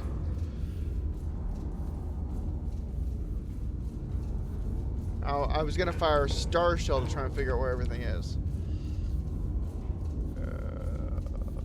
Ceasefire, ceasefire, ceasefire. Well, we destroyed one of the infantry units, but we appear to have taken out non-combatants. This is exactly what I was worried about. Well, crap. Okay. Anyway.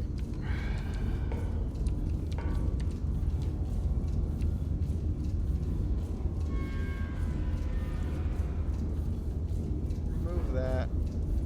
Remove that. Remove that. Draw a bearing over here to this. What is that? 290.7. Bearing range 7.54. So.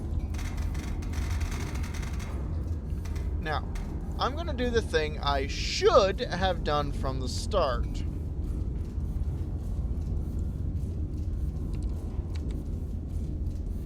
Grab bearing 290.7. 290.7.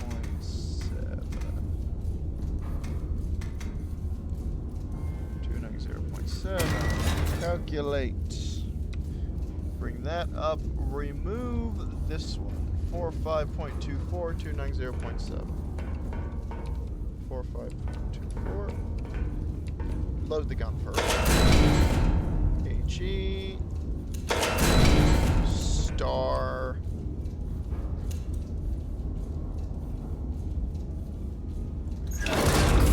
Ram that.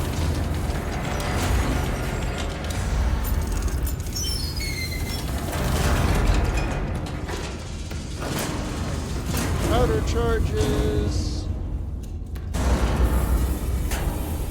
Ram that.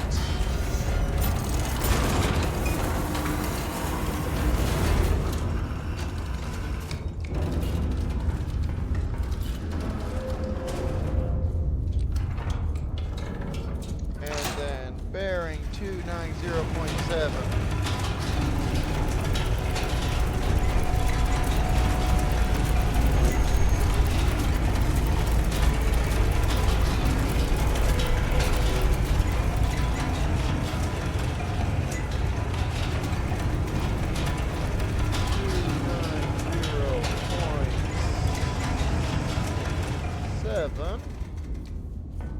Elevation 45.24. It's at 49.44. 45.24. Okay, so you don't actually need to click the knob. You can just click any part of the wheel. That's useful. 45.24.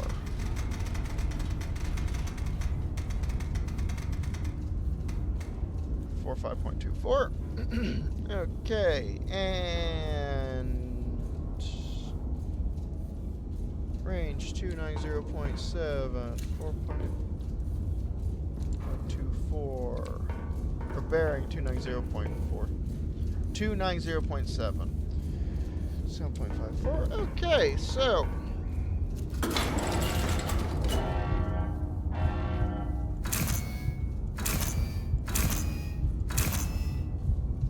Normally, I say normally, ideally you'd have people calling out these details as you arm them to make sure that you have everything as it's supposed to be.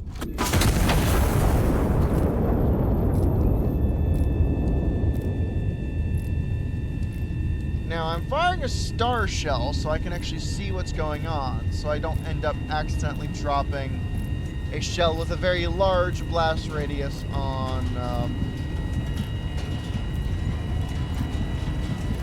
hostiles, or not hostiles, on non-hostiles. Okay, so I could have just dropped in a HE shell. All right, well.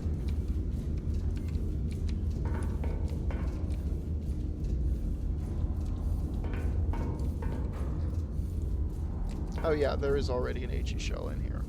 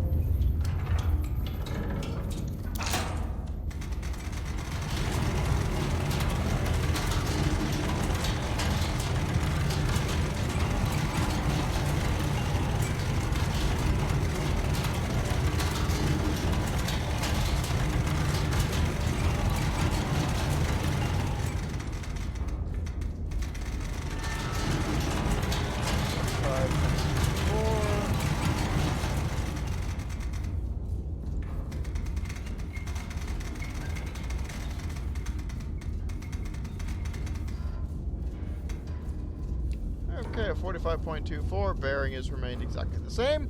We're just going to put the HE shell where the star shell went.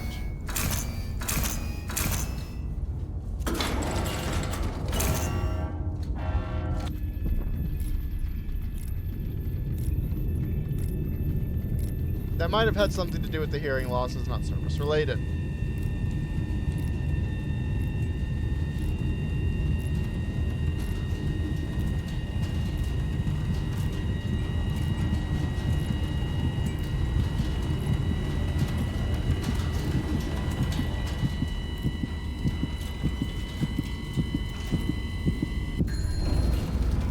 Boop. And that's remove target. Remove these pins. I'm not sure I need them anymore. What are you yelling at me about? Probable enemy ammunition cache across the river. Priority target designated. Conduct recon flight over grid P4. Confirm position, then neutralize with AP. Recon plane requisition card has been issued. Present card to requisition console to authorize overflight. To grid P4. Okay, what do we got here? Recon plane. Move HE.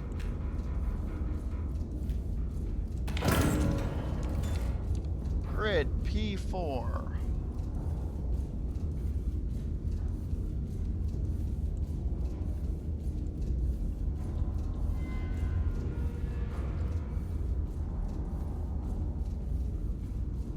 P4 bearing 0.0.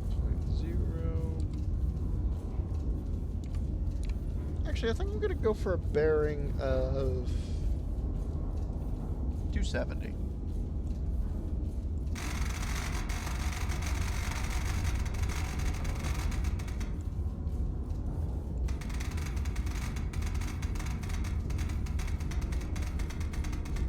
Which, if I understand correctly, should have the plane effectively coming in from the east and flying west.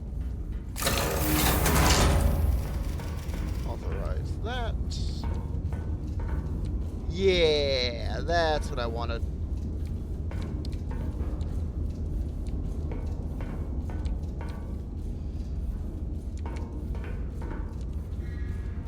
Direct hit, infantry 3 destroyed. Gyro scout 1. Sending recon photo strip. Check map. Okay. So, we have enemy ammunition depot at P4.45. Noted. We also, and this is the reason why I wanted to send the, have a better view of the city.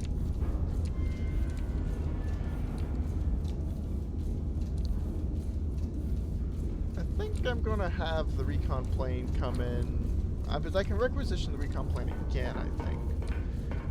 But I think I'm going to have it come in from C1 with a bearing of 0.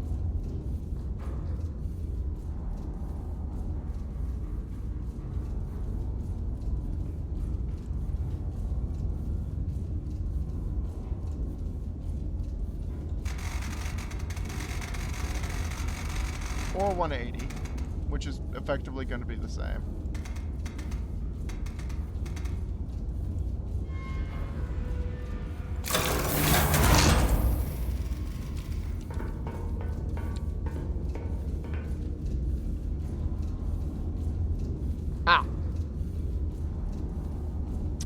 Right.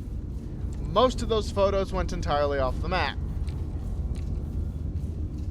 That was not, in fact, the same. Anyway, let's just remove this. Bearing. Alright, so remove that. Bearing 104.5, range 7.05 kilometers. It is supply cache. I'm assuming I don't need AP for that.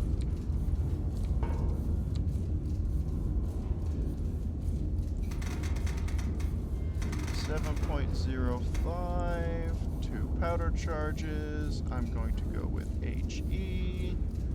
Bearing 104.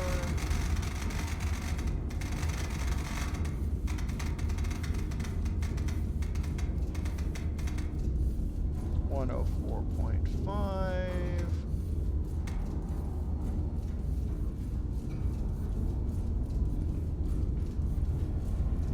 I probably probably don't need to do this, but I will.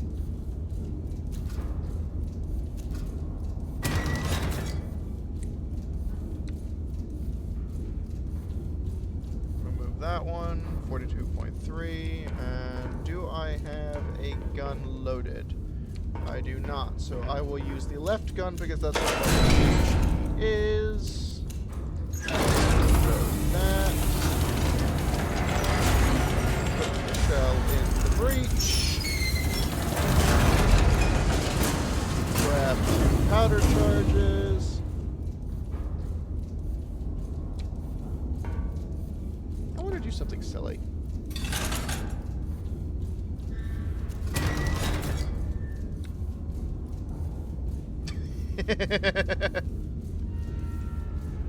Okay. Anyway.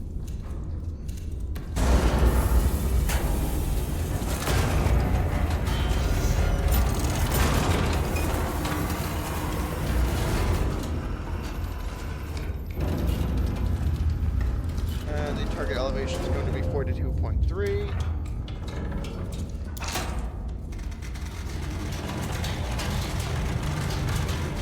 Bearing is 104.5. I can adjust the bearing while I'm waiting.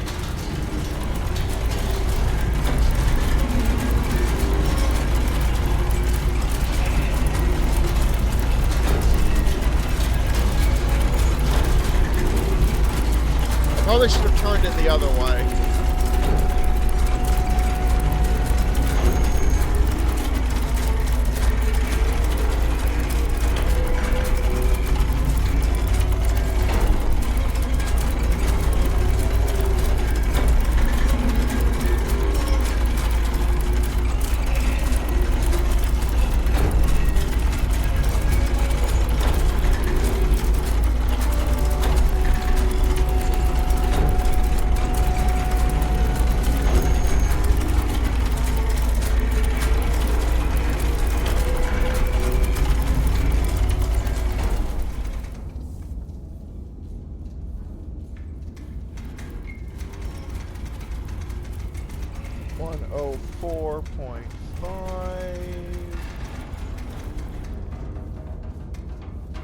There we go.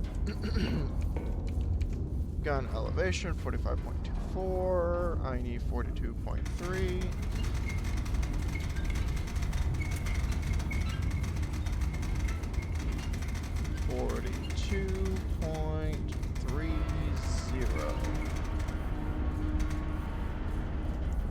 Okay. Now, we have correct range, we have correct bearing.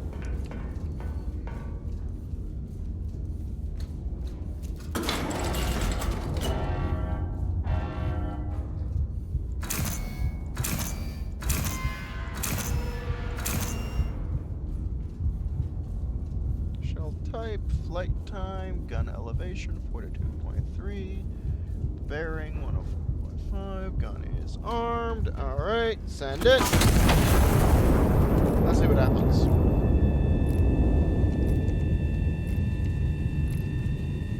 One thing I do need to check, if there's a sandbox mode in the demo, one thing I do need to check is if there's any dispersion to this gun. Like, because this isn't quite following this line. And I wonder if that's due to dispersion or just quirkiness.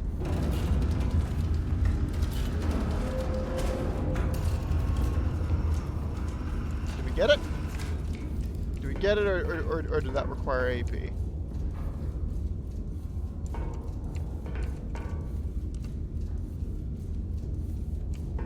Okay, that might have required AP. Well, we can just do that again. Do I have AP? I think I have AP here. I do. Right.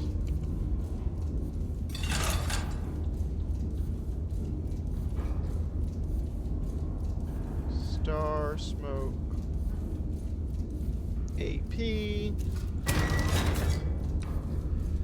Literally nothing has changed, which tells me that the shell weight is likely the same. Although I believe I already said that. 7.05.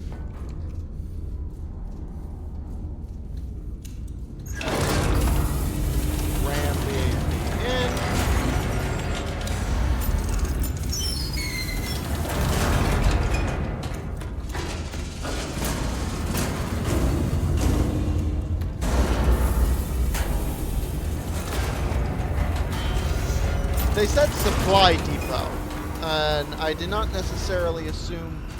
I didn't associate. Well, I mean, I assume a supply depot is at ground level rather than a bunker. I figured that if they were going to, that if it was a bunker, they would have said bunker.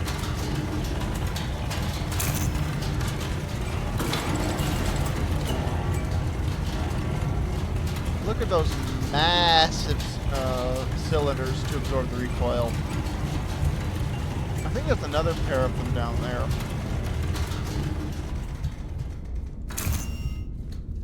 Alright, send it! Oh, that is gorgeous.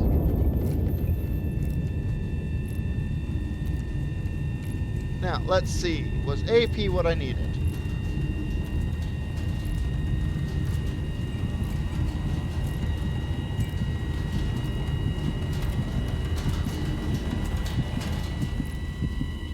Was AP what I needed? Survey says... AP was what I needed.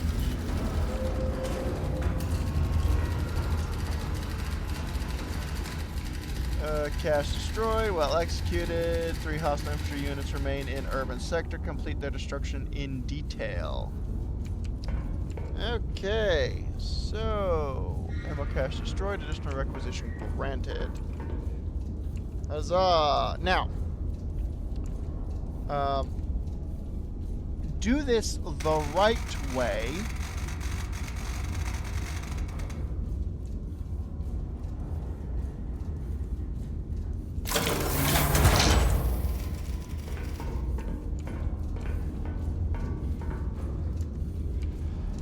What do we have? We have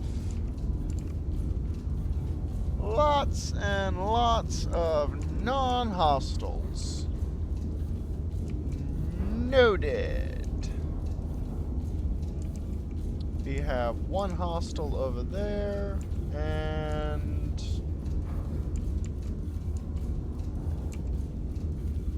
it said that 3 targets remain. Cool. Where are they? Also, where's my... There's my... Oi. Grab the disc.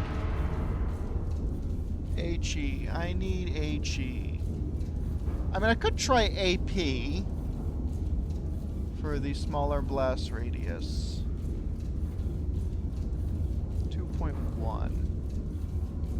Okay, so I need to draw a line basically from there to the from Iron Nest to the center of 2.1. Probably don't need that anymore. Or that. I'm not really sure you should be using something like Iron Nest for this kind of for this job, because I mean, I'm not saying that it's bad, I just can't help but think that you would want something with a little bit more finesse to conduct what is effectively,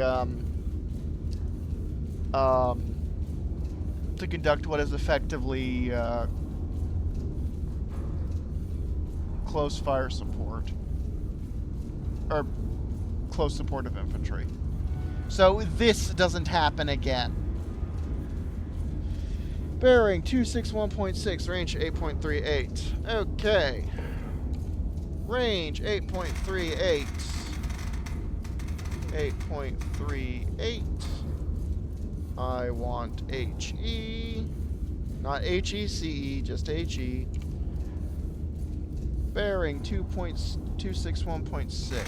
261.6.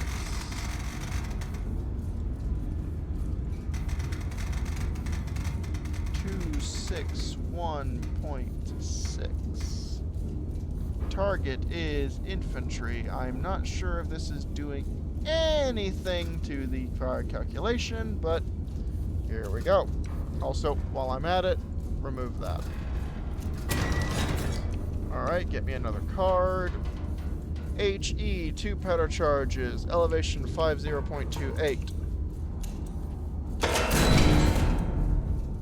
That is AP.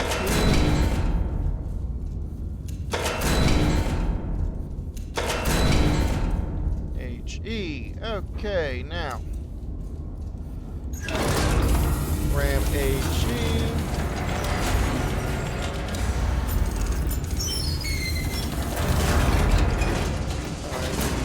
Powder charges. Powder charges. I need to traverse to 261.6. Breach for left gun is closed and gun is elevating.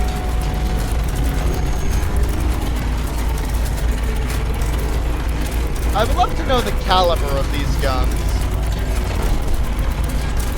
I don't know if they're Schwer Gustav caliber or 40.06 or 40.6 caliber, but I would love to know the caliber of these guns. 2.61. We're not quite there.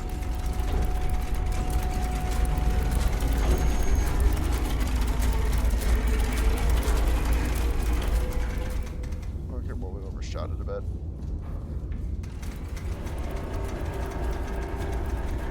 .61.6 2.61.6 and elevation is 50.38.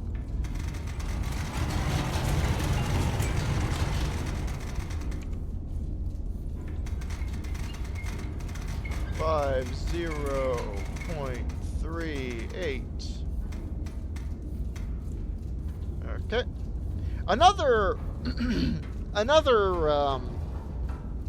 another example of how this is not exactly a or of how this is a simplified artillery simulator is that you are allowed to take your sweet time organizing all of this.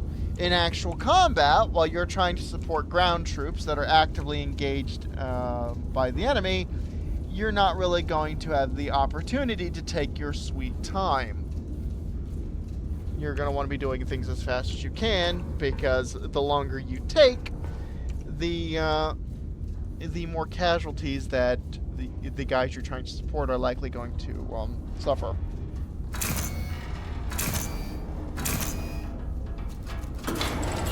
Gun is armed. 2.61.6, 50.38. I screwed up. It's 50.28.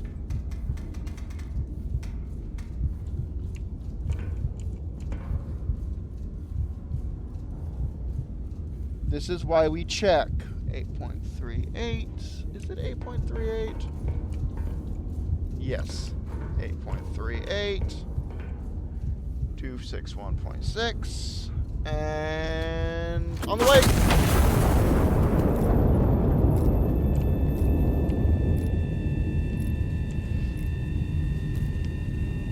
Now, let's see. Did I do that right? Also, I hope none of these move.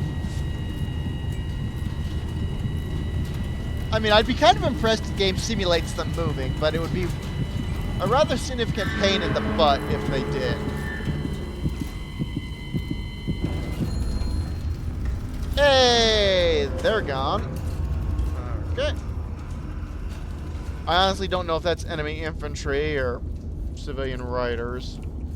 I mean, it's described as infantry here, so I'm going to assume it's infantry rather than riders.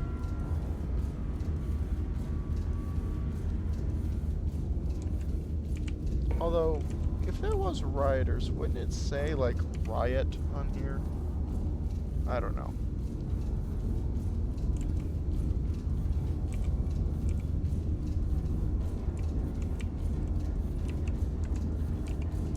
What do we have here?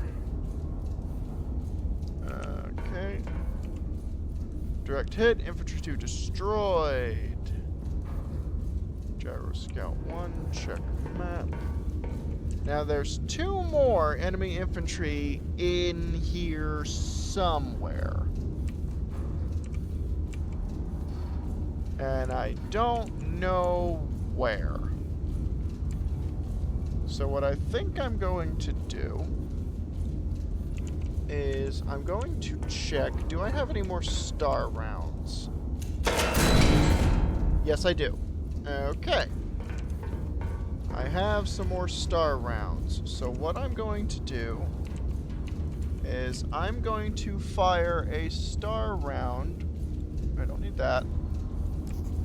I'm going to fire a star round to A177 239.4 9.07.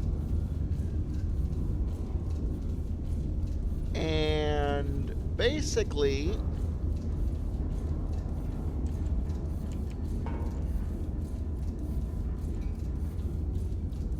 smoke star 239.4.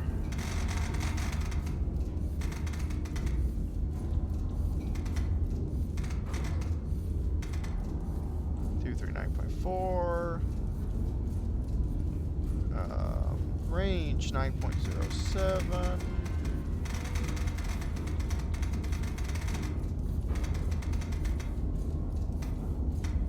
Range 9.07. Star round.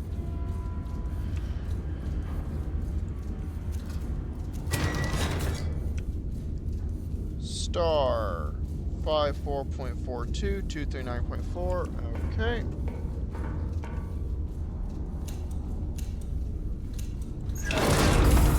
Load star.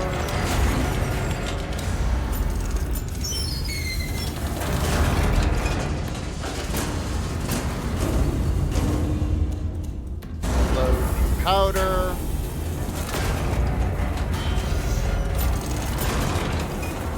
Two, 3, 9.4.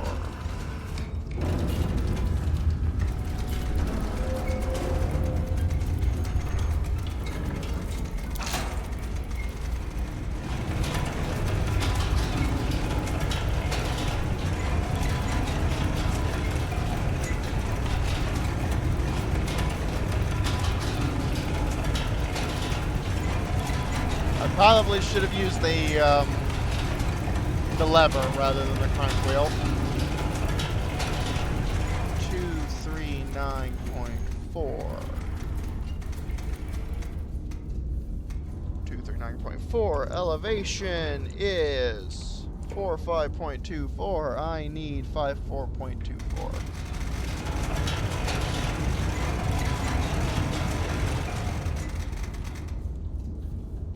Five 4.24. Nope, 54.42.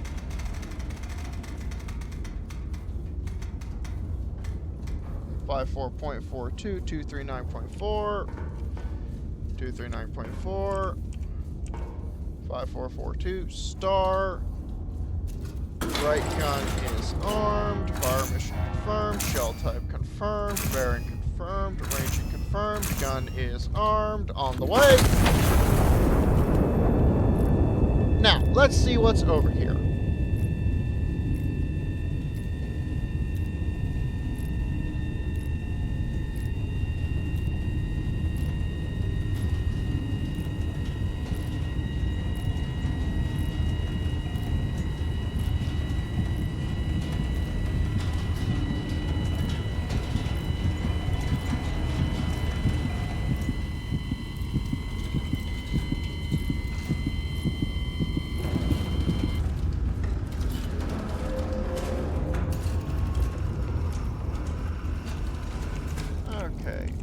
They're giving me corrections. 3.12 kilometers in that direction.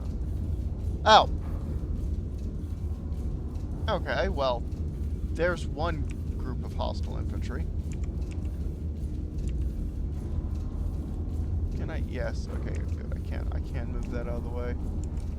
Okay, well, there's one group of hostile infantry. How long has that been there? Did I just miss that?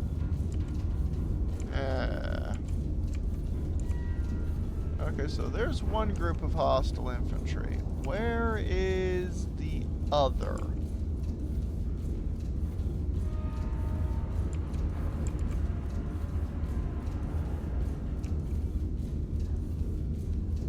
Because they're not going to be hard to deal with.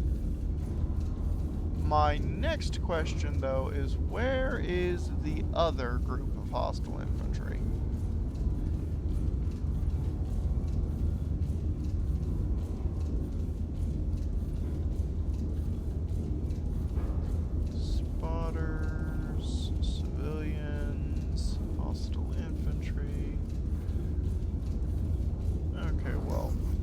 as well draw a line to them. There's nothing around, so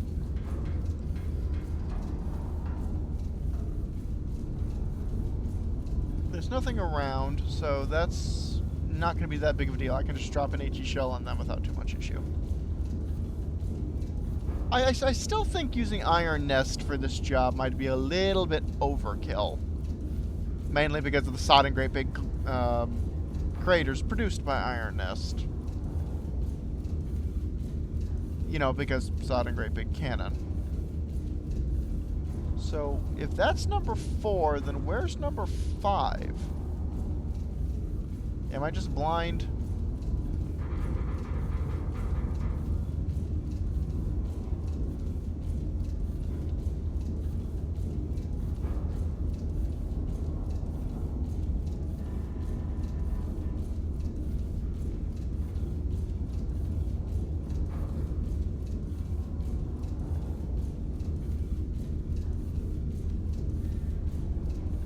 Ah, yep, there it is. There's number 5. I'm apparently just blind. Okay. So grab you, and there they are.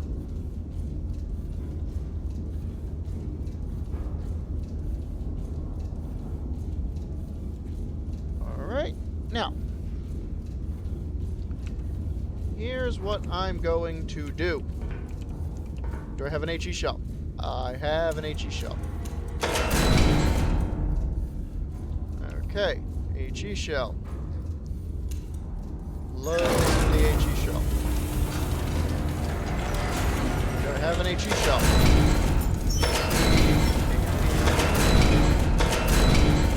HE. Okay.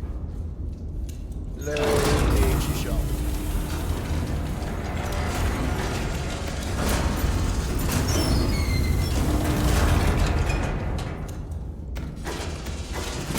Sure, I'm gonna need 2 powder charges for each of them.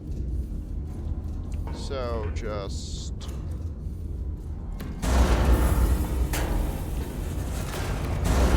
load the powder charges. The guns are going to default to their last firing elevation.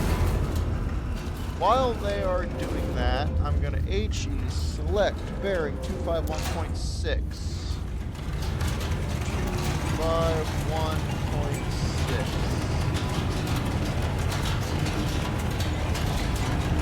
251.6 HE range 6.47 kilometers.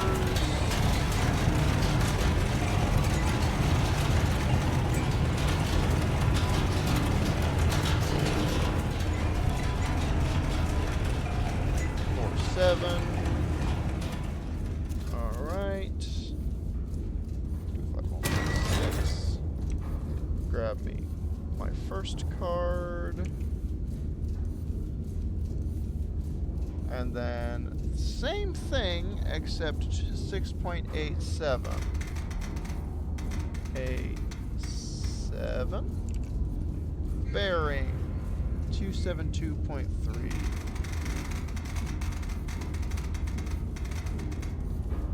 Oh, that's close.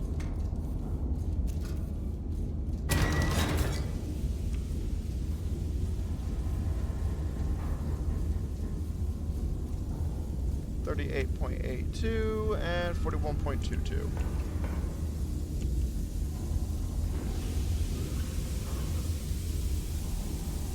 Up, other way. Oh, it's this one. Yay! No leaks. Now, guns elevations are far too high, so left gun 38.82. Right gun is 41.22. 38.82. Yes, 38.82. 38.82. Left gun 41.22. Wrong way. 41.22.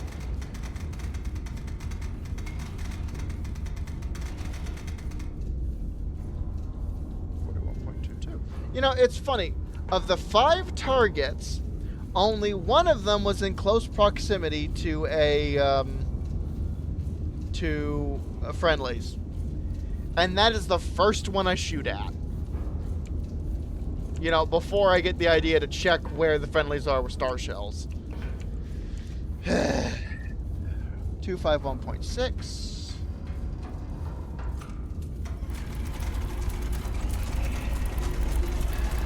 251.6.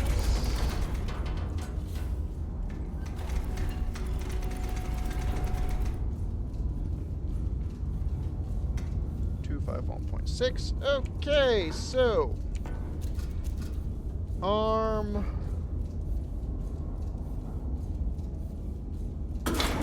the left gun only. Confirm fire mission. Confirm everything. Fire. Now, adjust elevation, or adjust traverse to 272.3.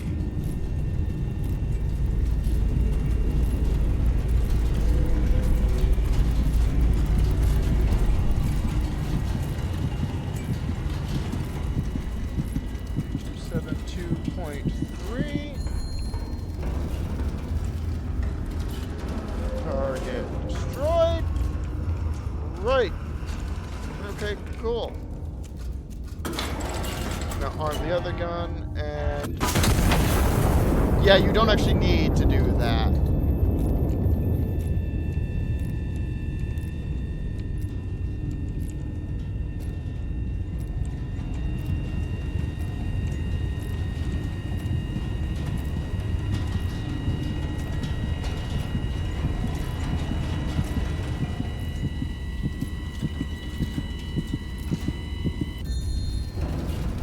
Okay, and that is the targets destroyed.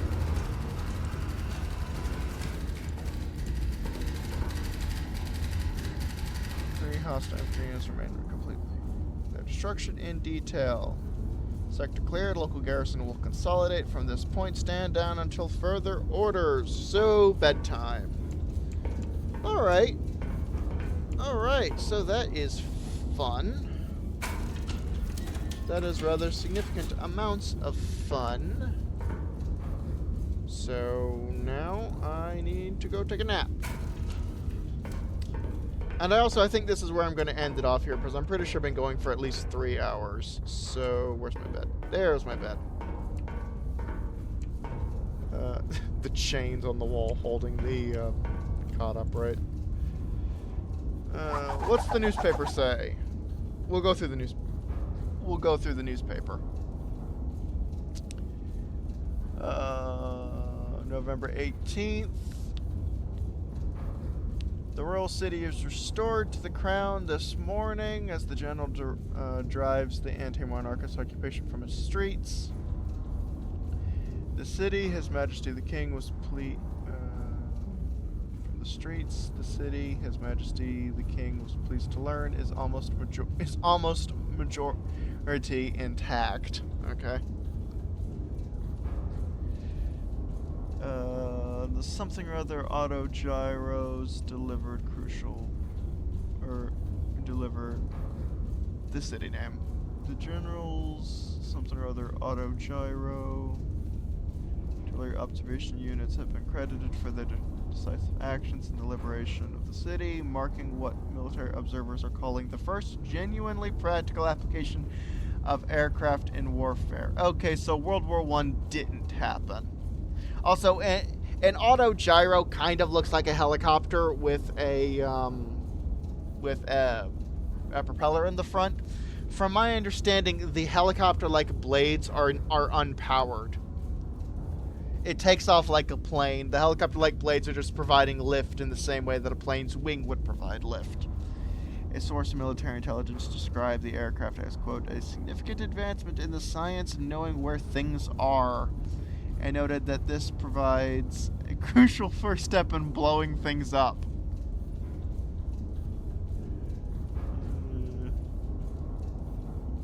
Castell calls, you will answer. Those who answer the call voluntarily will be remembered as heroes. The general encourages you to be remembered as a hero. Okay, so your typical recruitment pitch. Here we go. What do we have here? Services, family portraits. Capture your family today before circumstances change. That's dark. Services, cellar deepening and reinforcement. Stay below longer, safer, and quieter. Work through the whistling. Factory output must not falter due to minor atmospheric screeching. Productions win wars. Minor atmospheric screeching. They're referring to the sound of shells flying through the air, in case anyone hasn't figured that out. For sale, hats. Previously owned. Pre-ventilated headwear ensures smooth airflow to the brain. That's probably some hat. That's probably a hat that belonged to some poor sod who got killed by shrapnel. For sale, second-hand roof tiles. Scattered but recoverable. Bring your own ladder.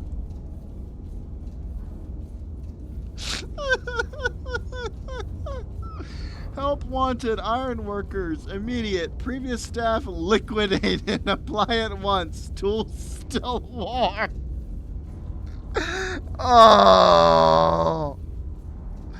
Oh, I don't think that should be liquidated. I think that should be liquefied by stray HE shell. For sale, home, summary.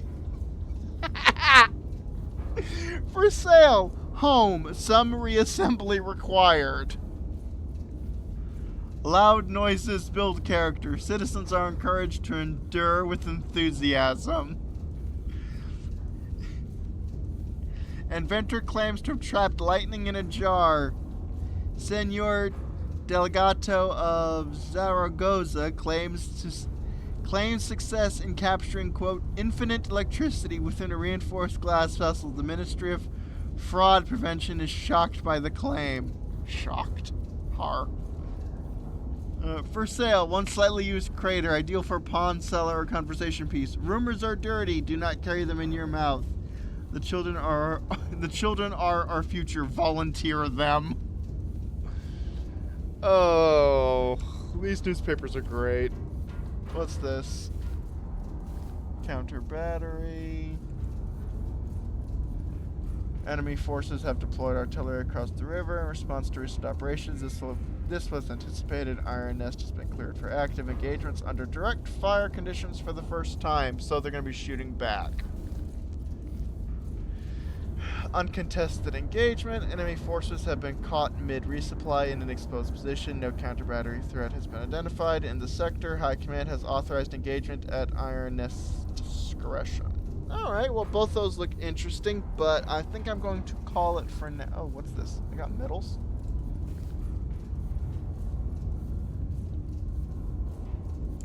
I have medals. Ordnance Efficiency Laurel. Complete the mission within minimum rounds expended. Okay. Ordnance Efficiency Citation. Complete the mission within minimum rounds expended.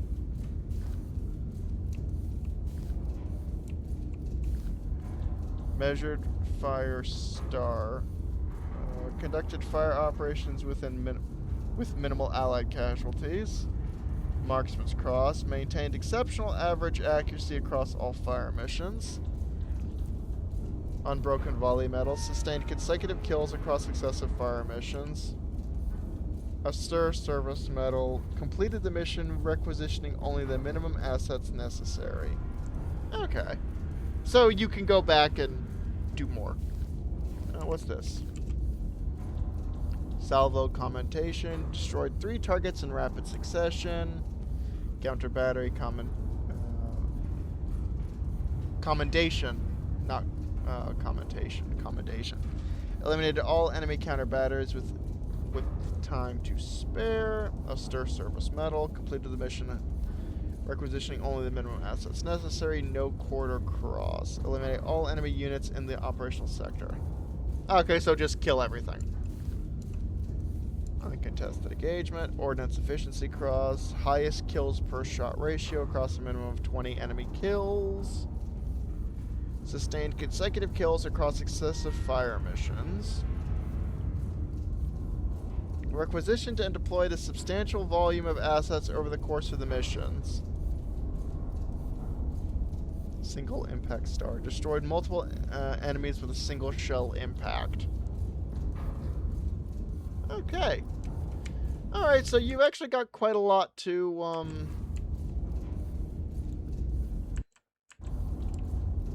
go from here. But anyway, that's where I will be calling it for today.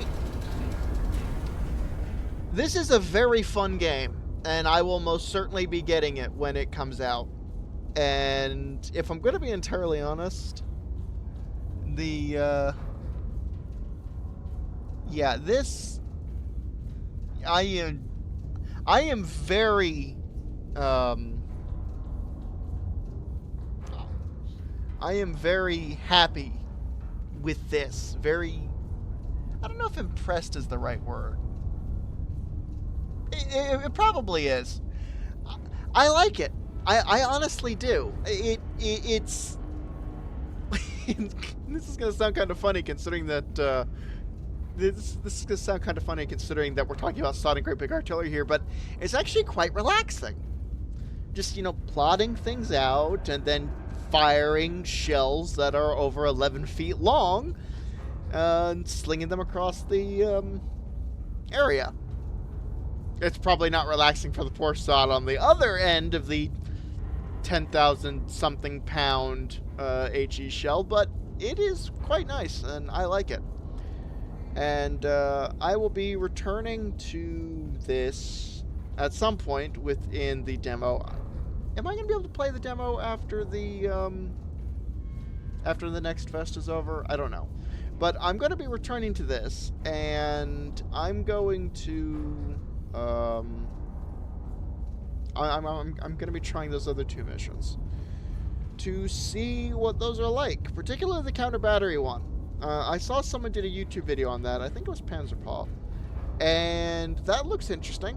It actually adds time pressure. If I'm going to be honest, I'd be genuinely interested to know what kind of guns they're shooting back at me, because, as I discussed, the turret that makes up Iron Nest is not lightly armored. So I'd be genuinely interested to know the size of the Sod and Great Big guns that I'm getting shot at with. But I digress. This is very fun. This has been Iron Nest in the demo as part of the next fest, and yeah, I'm probably going to make a couple of videos out of this, so expect a bit of a break in Broken Arrow. But, hey, I can't make videos for Broken Arrow forever. Anyway,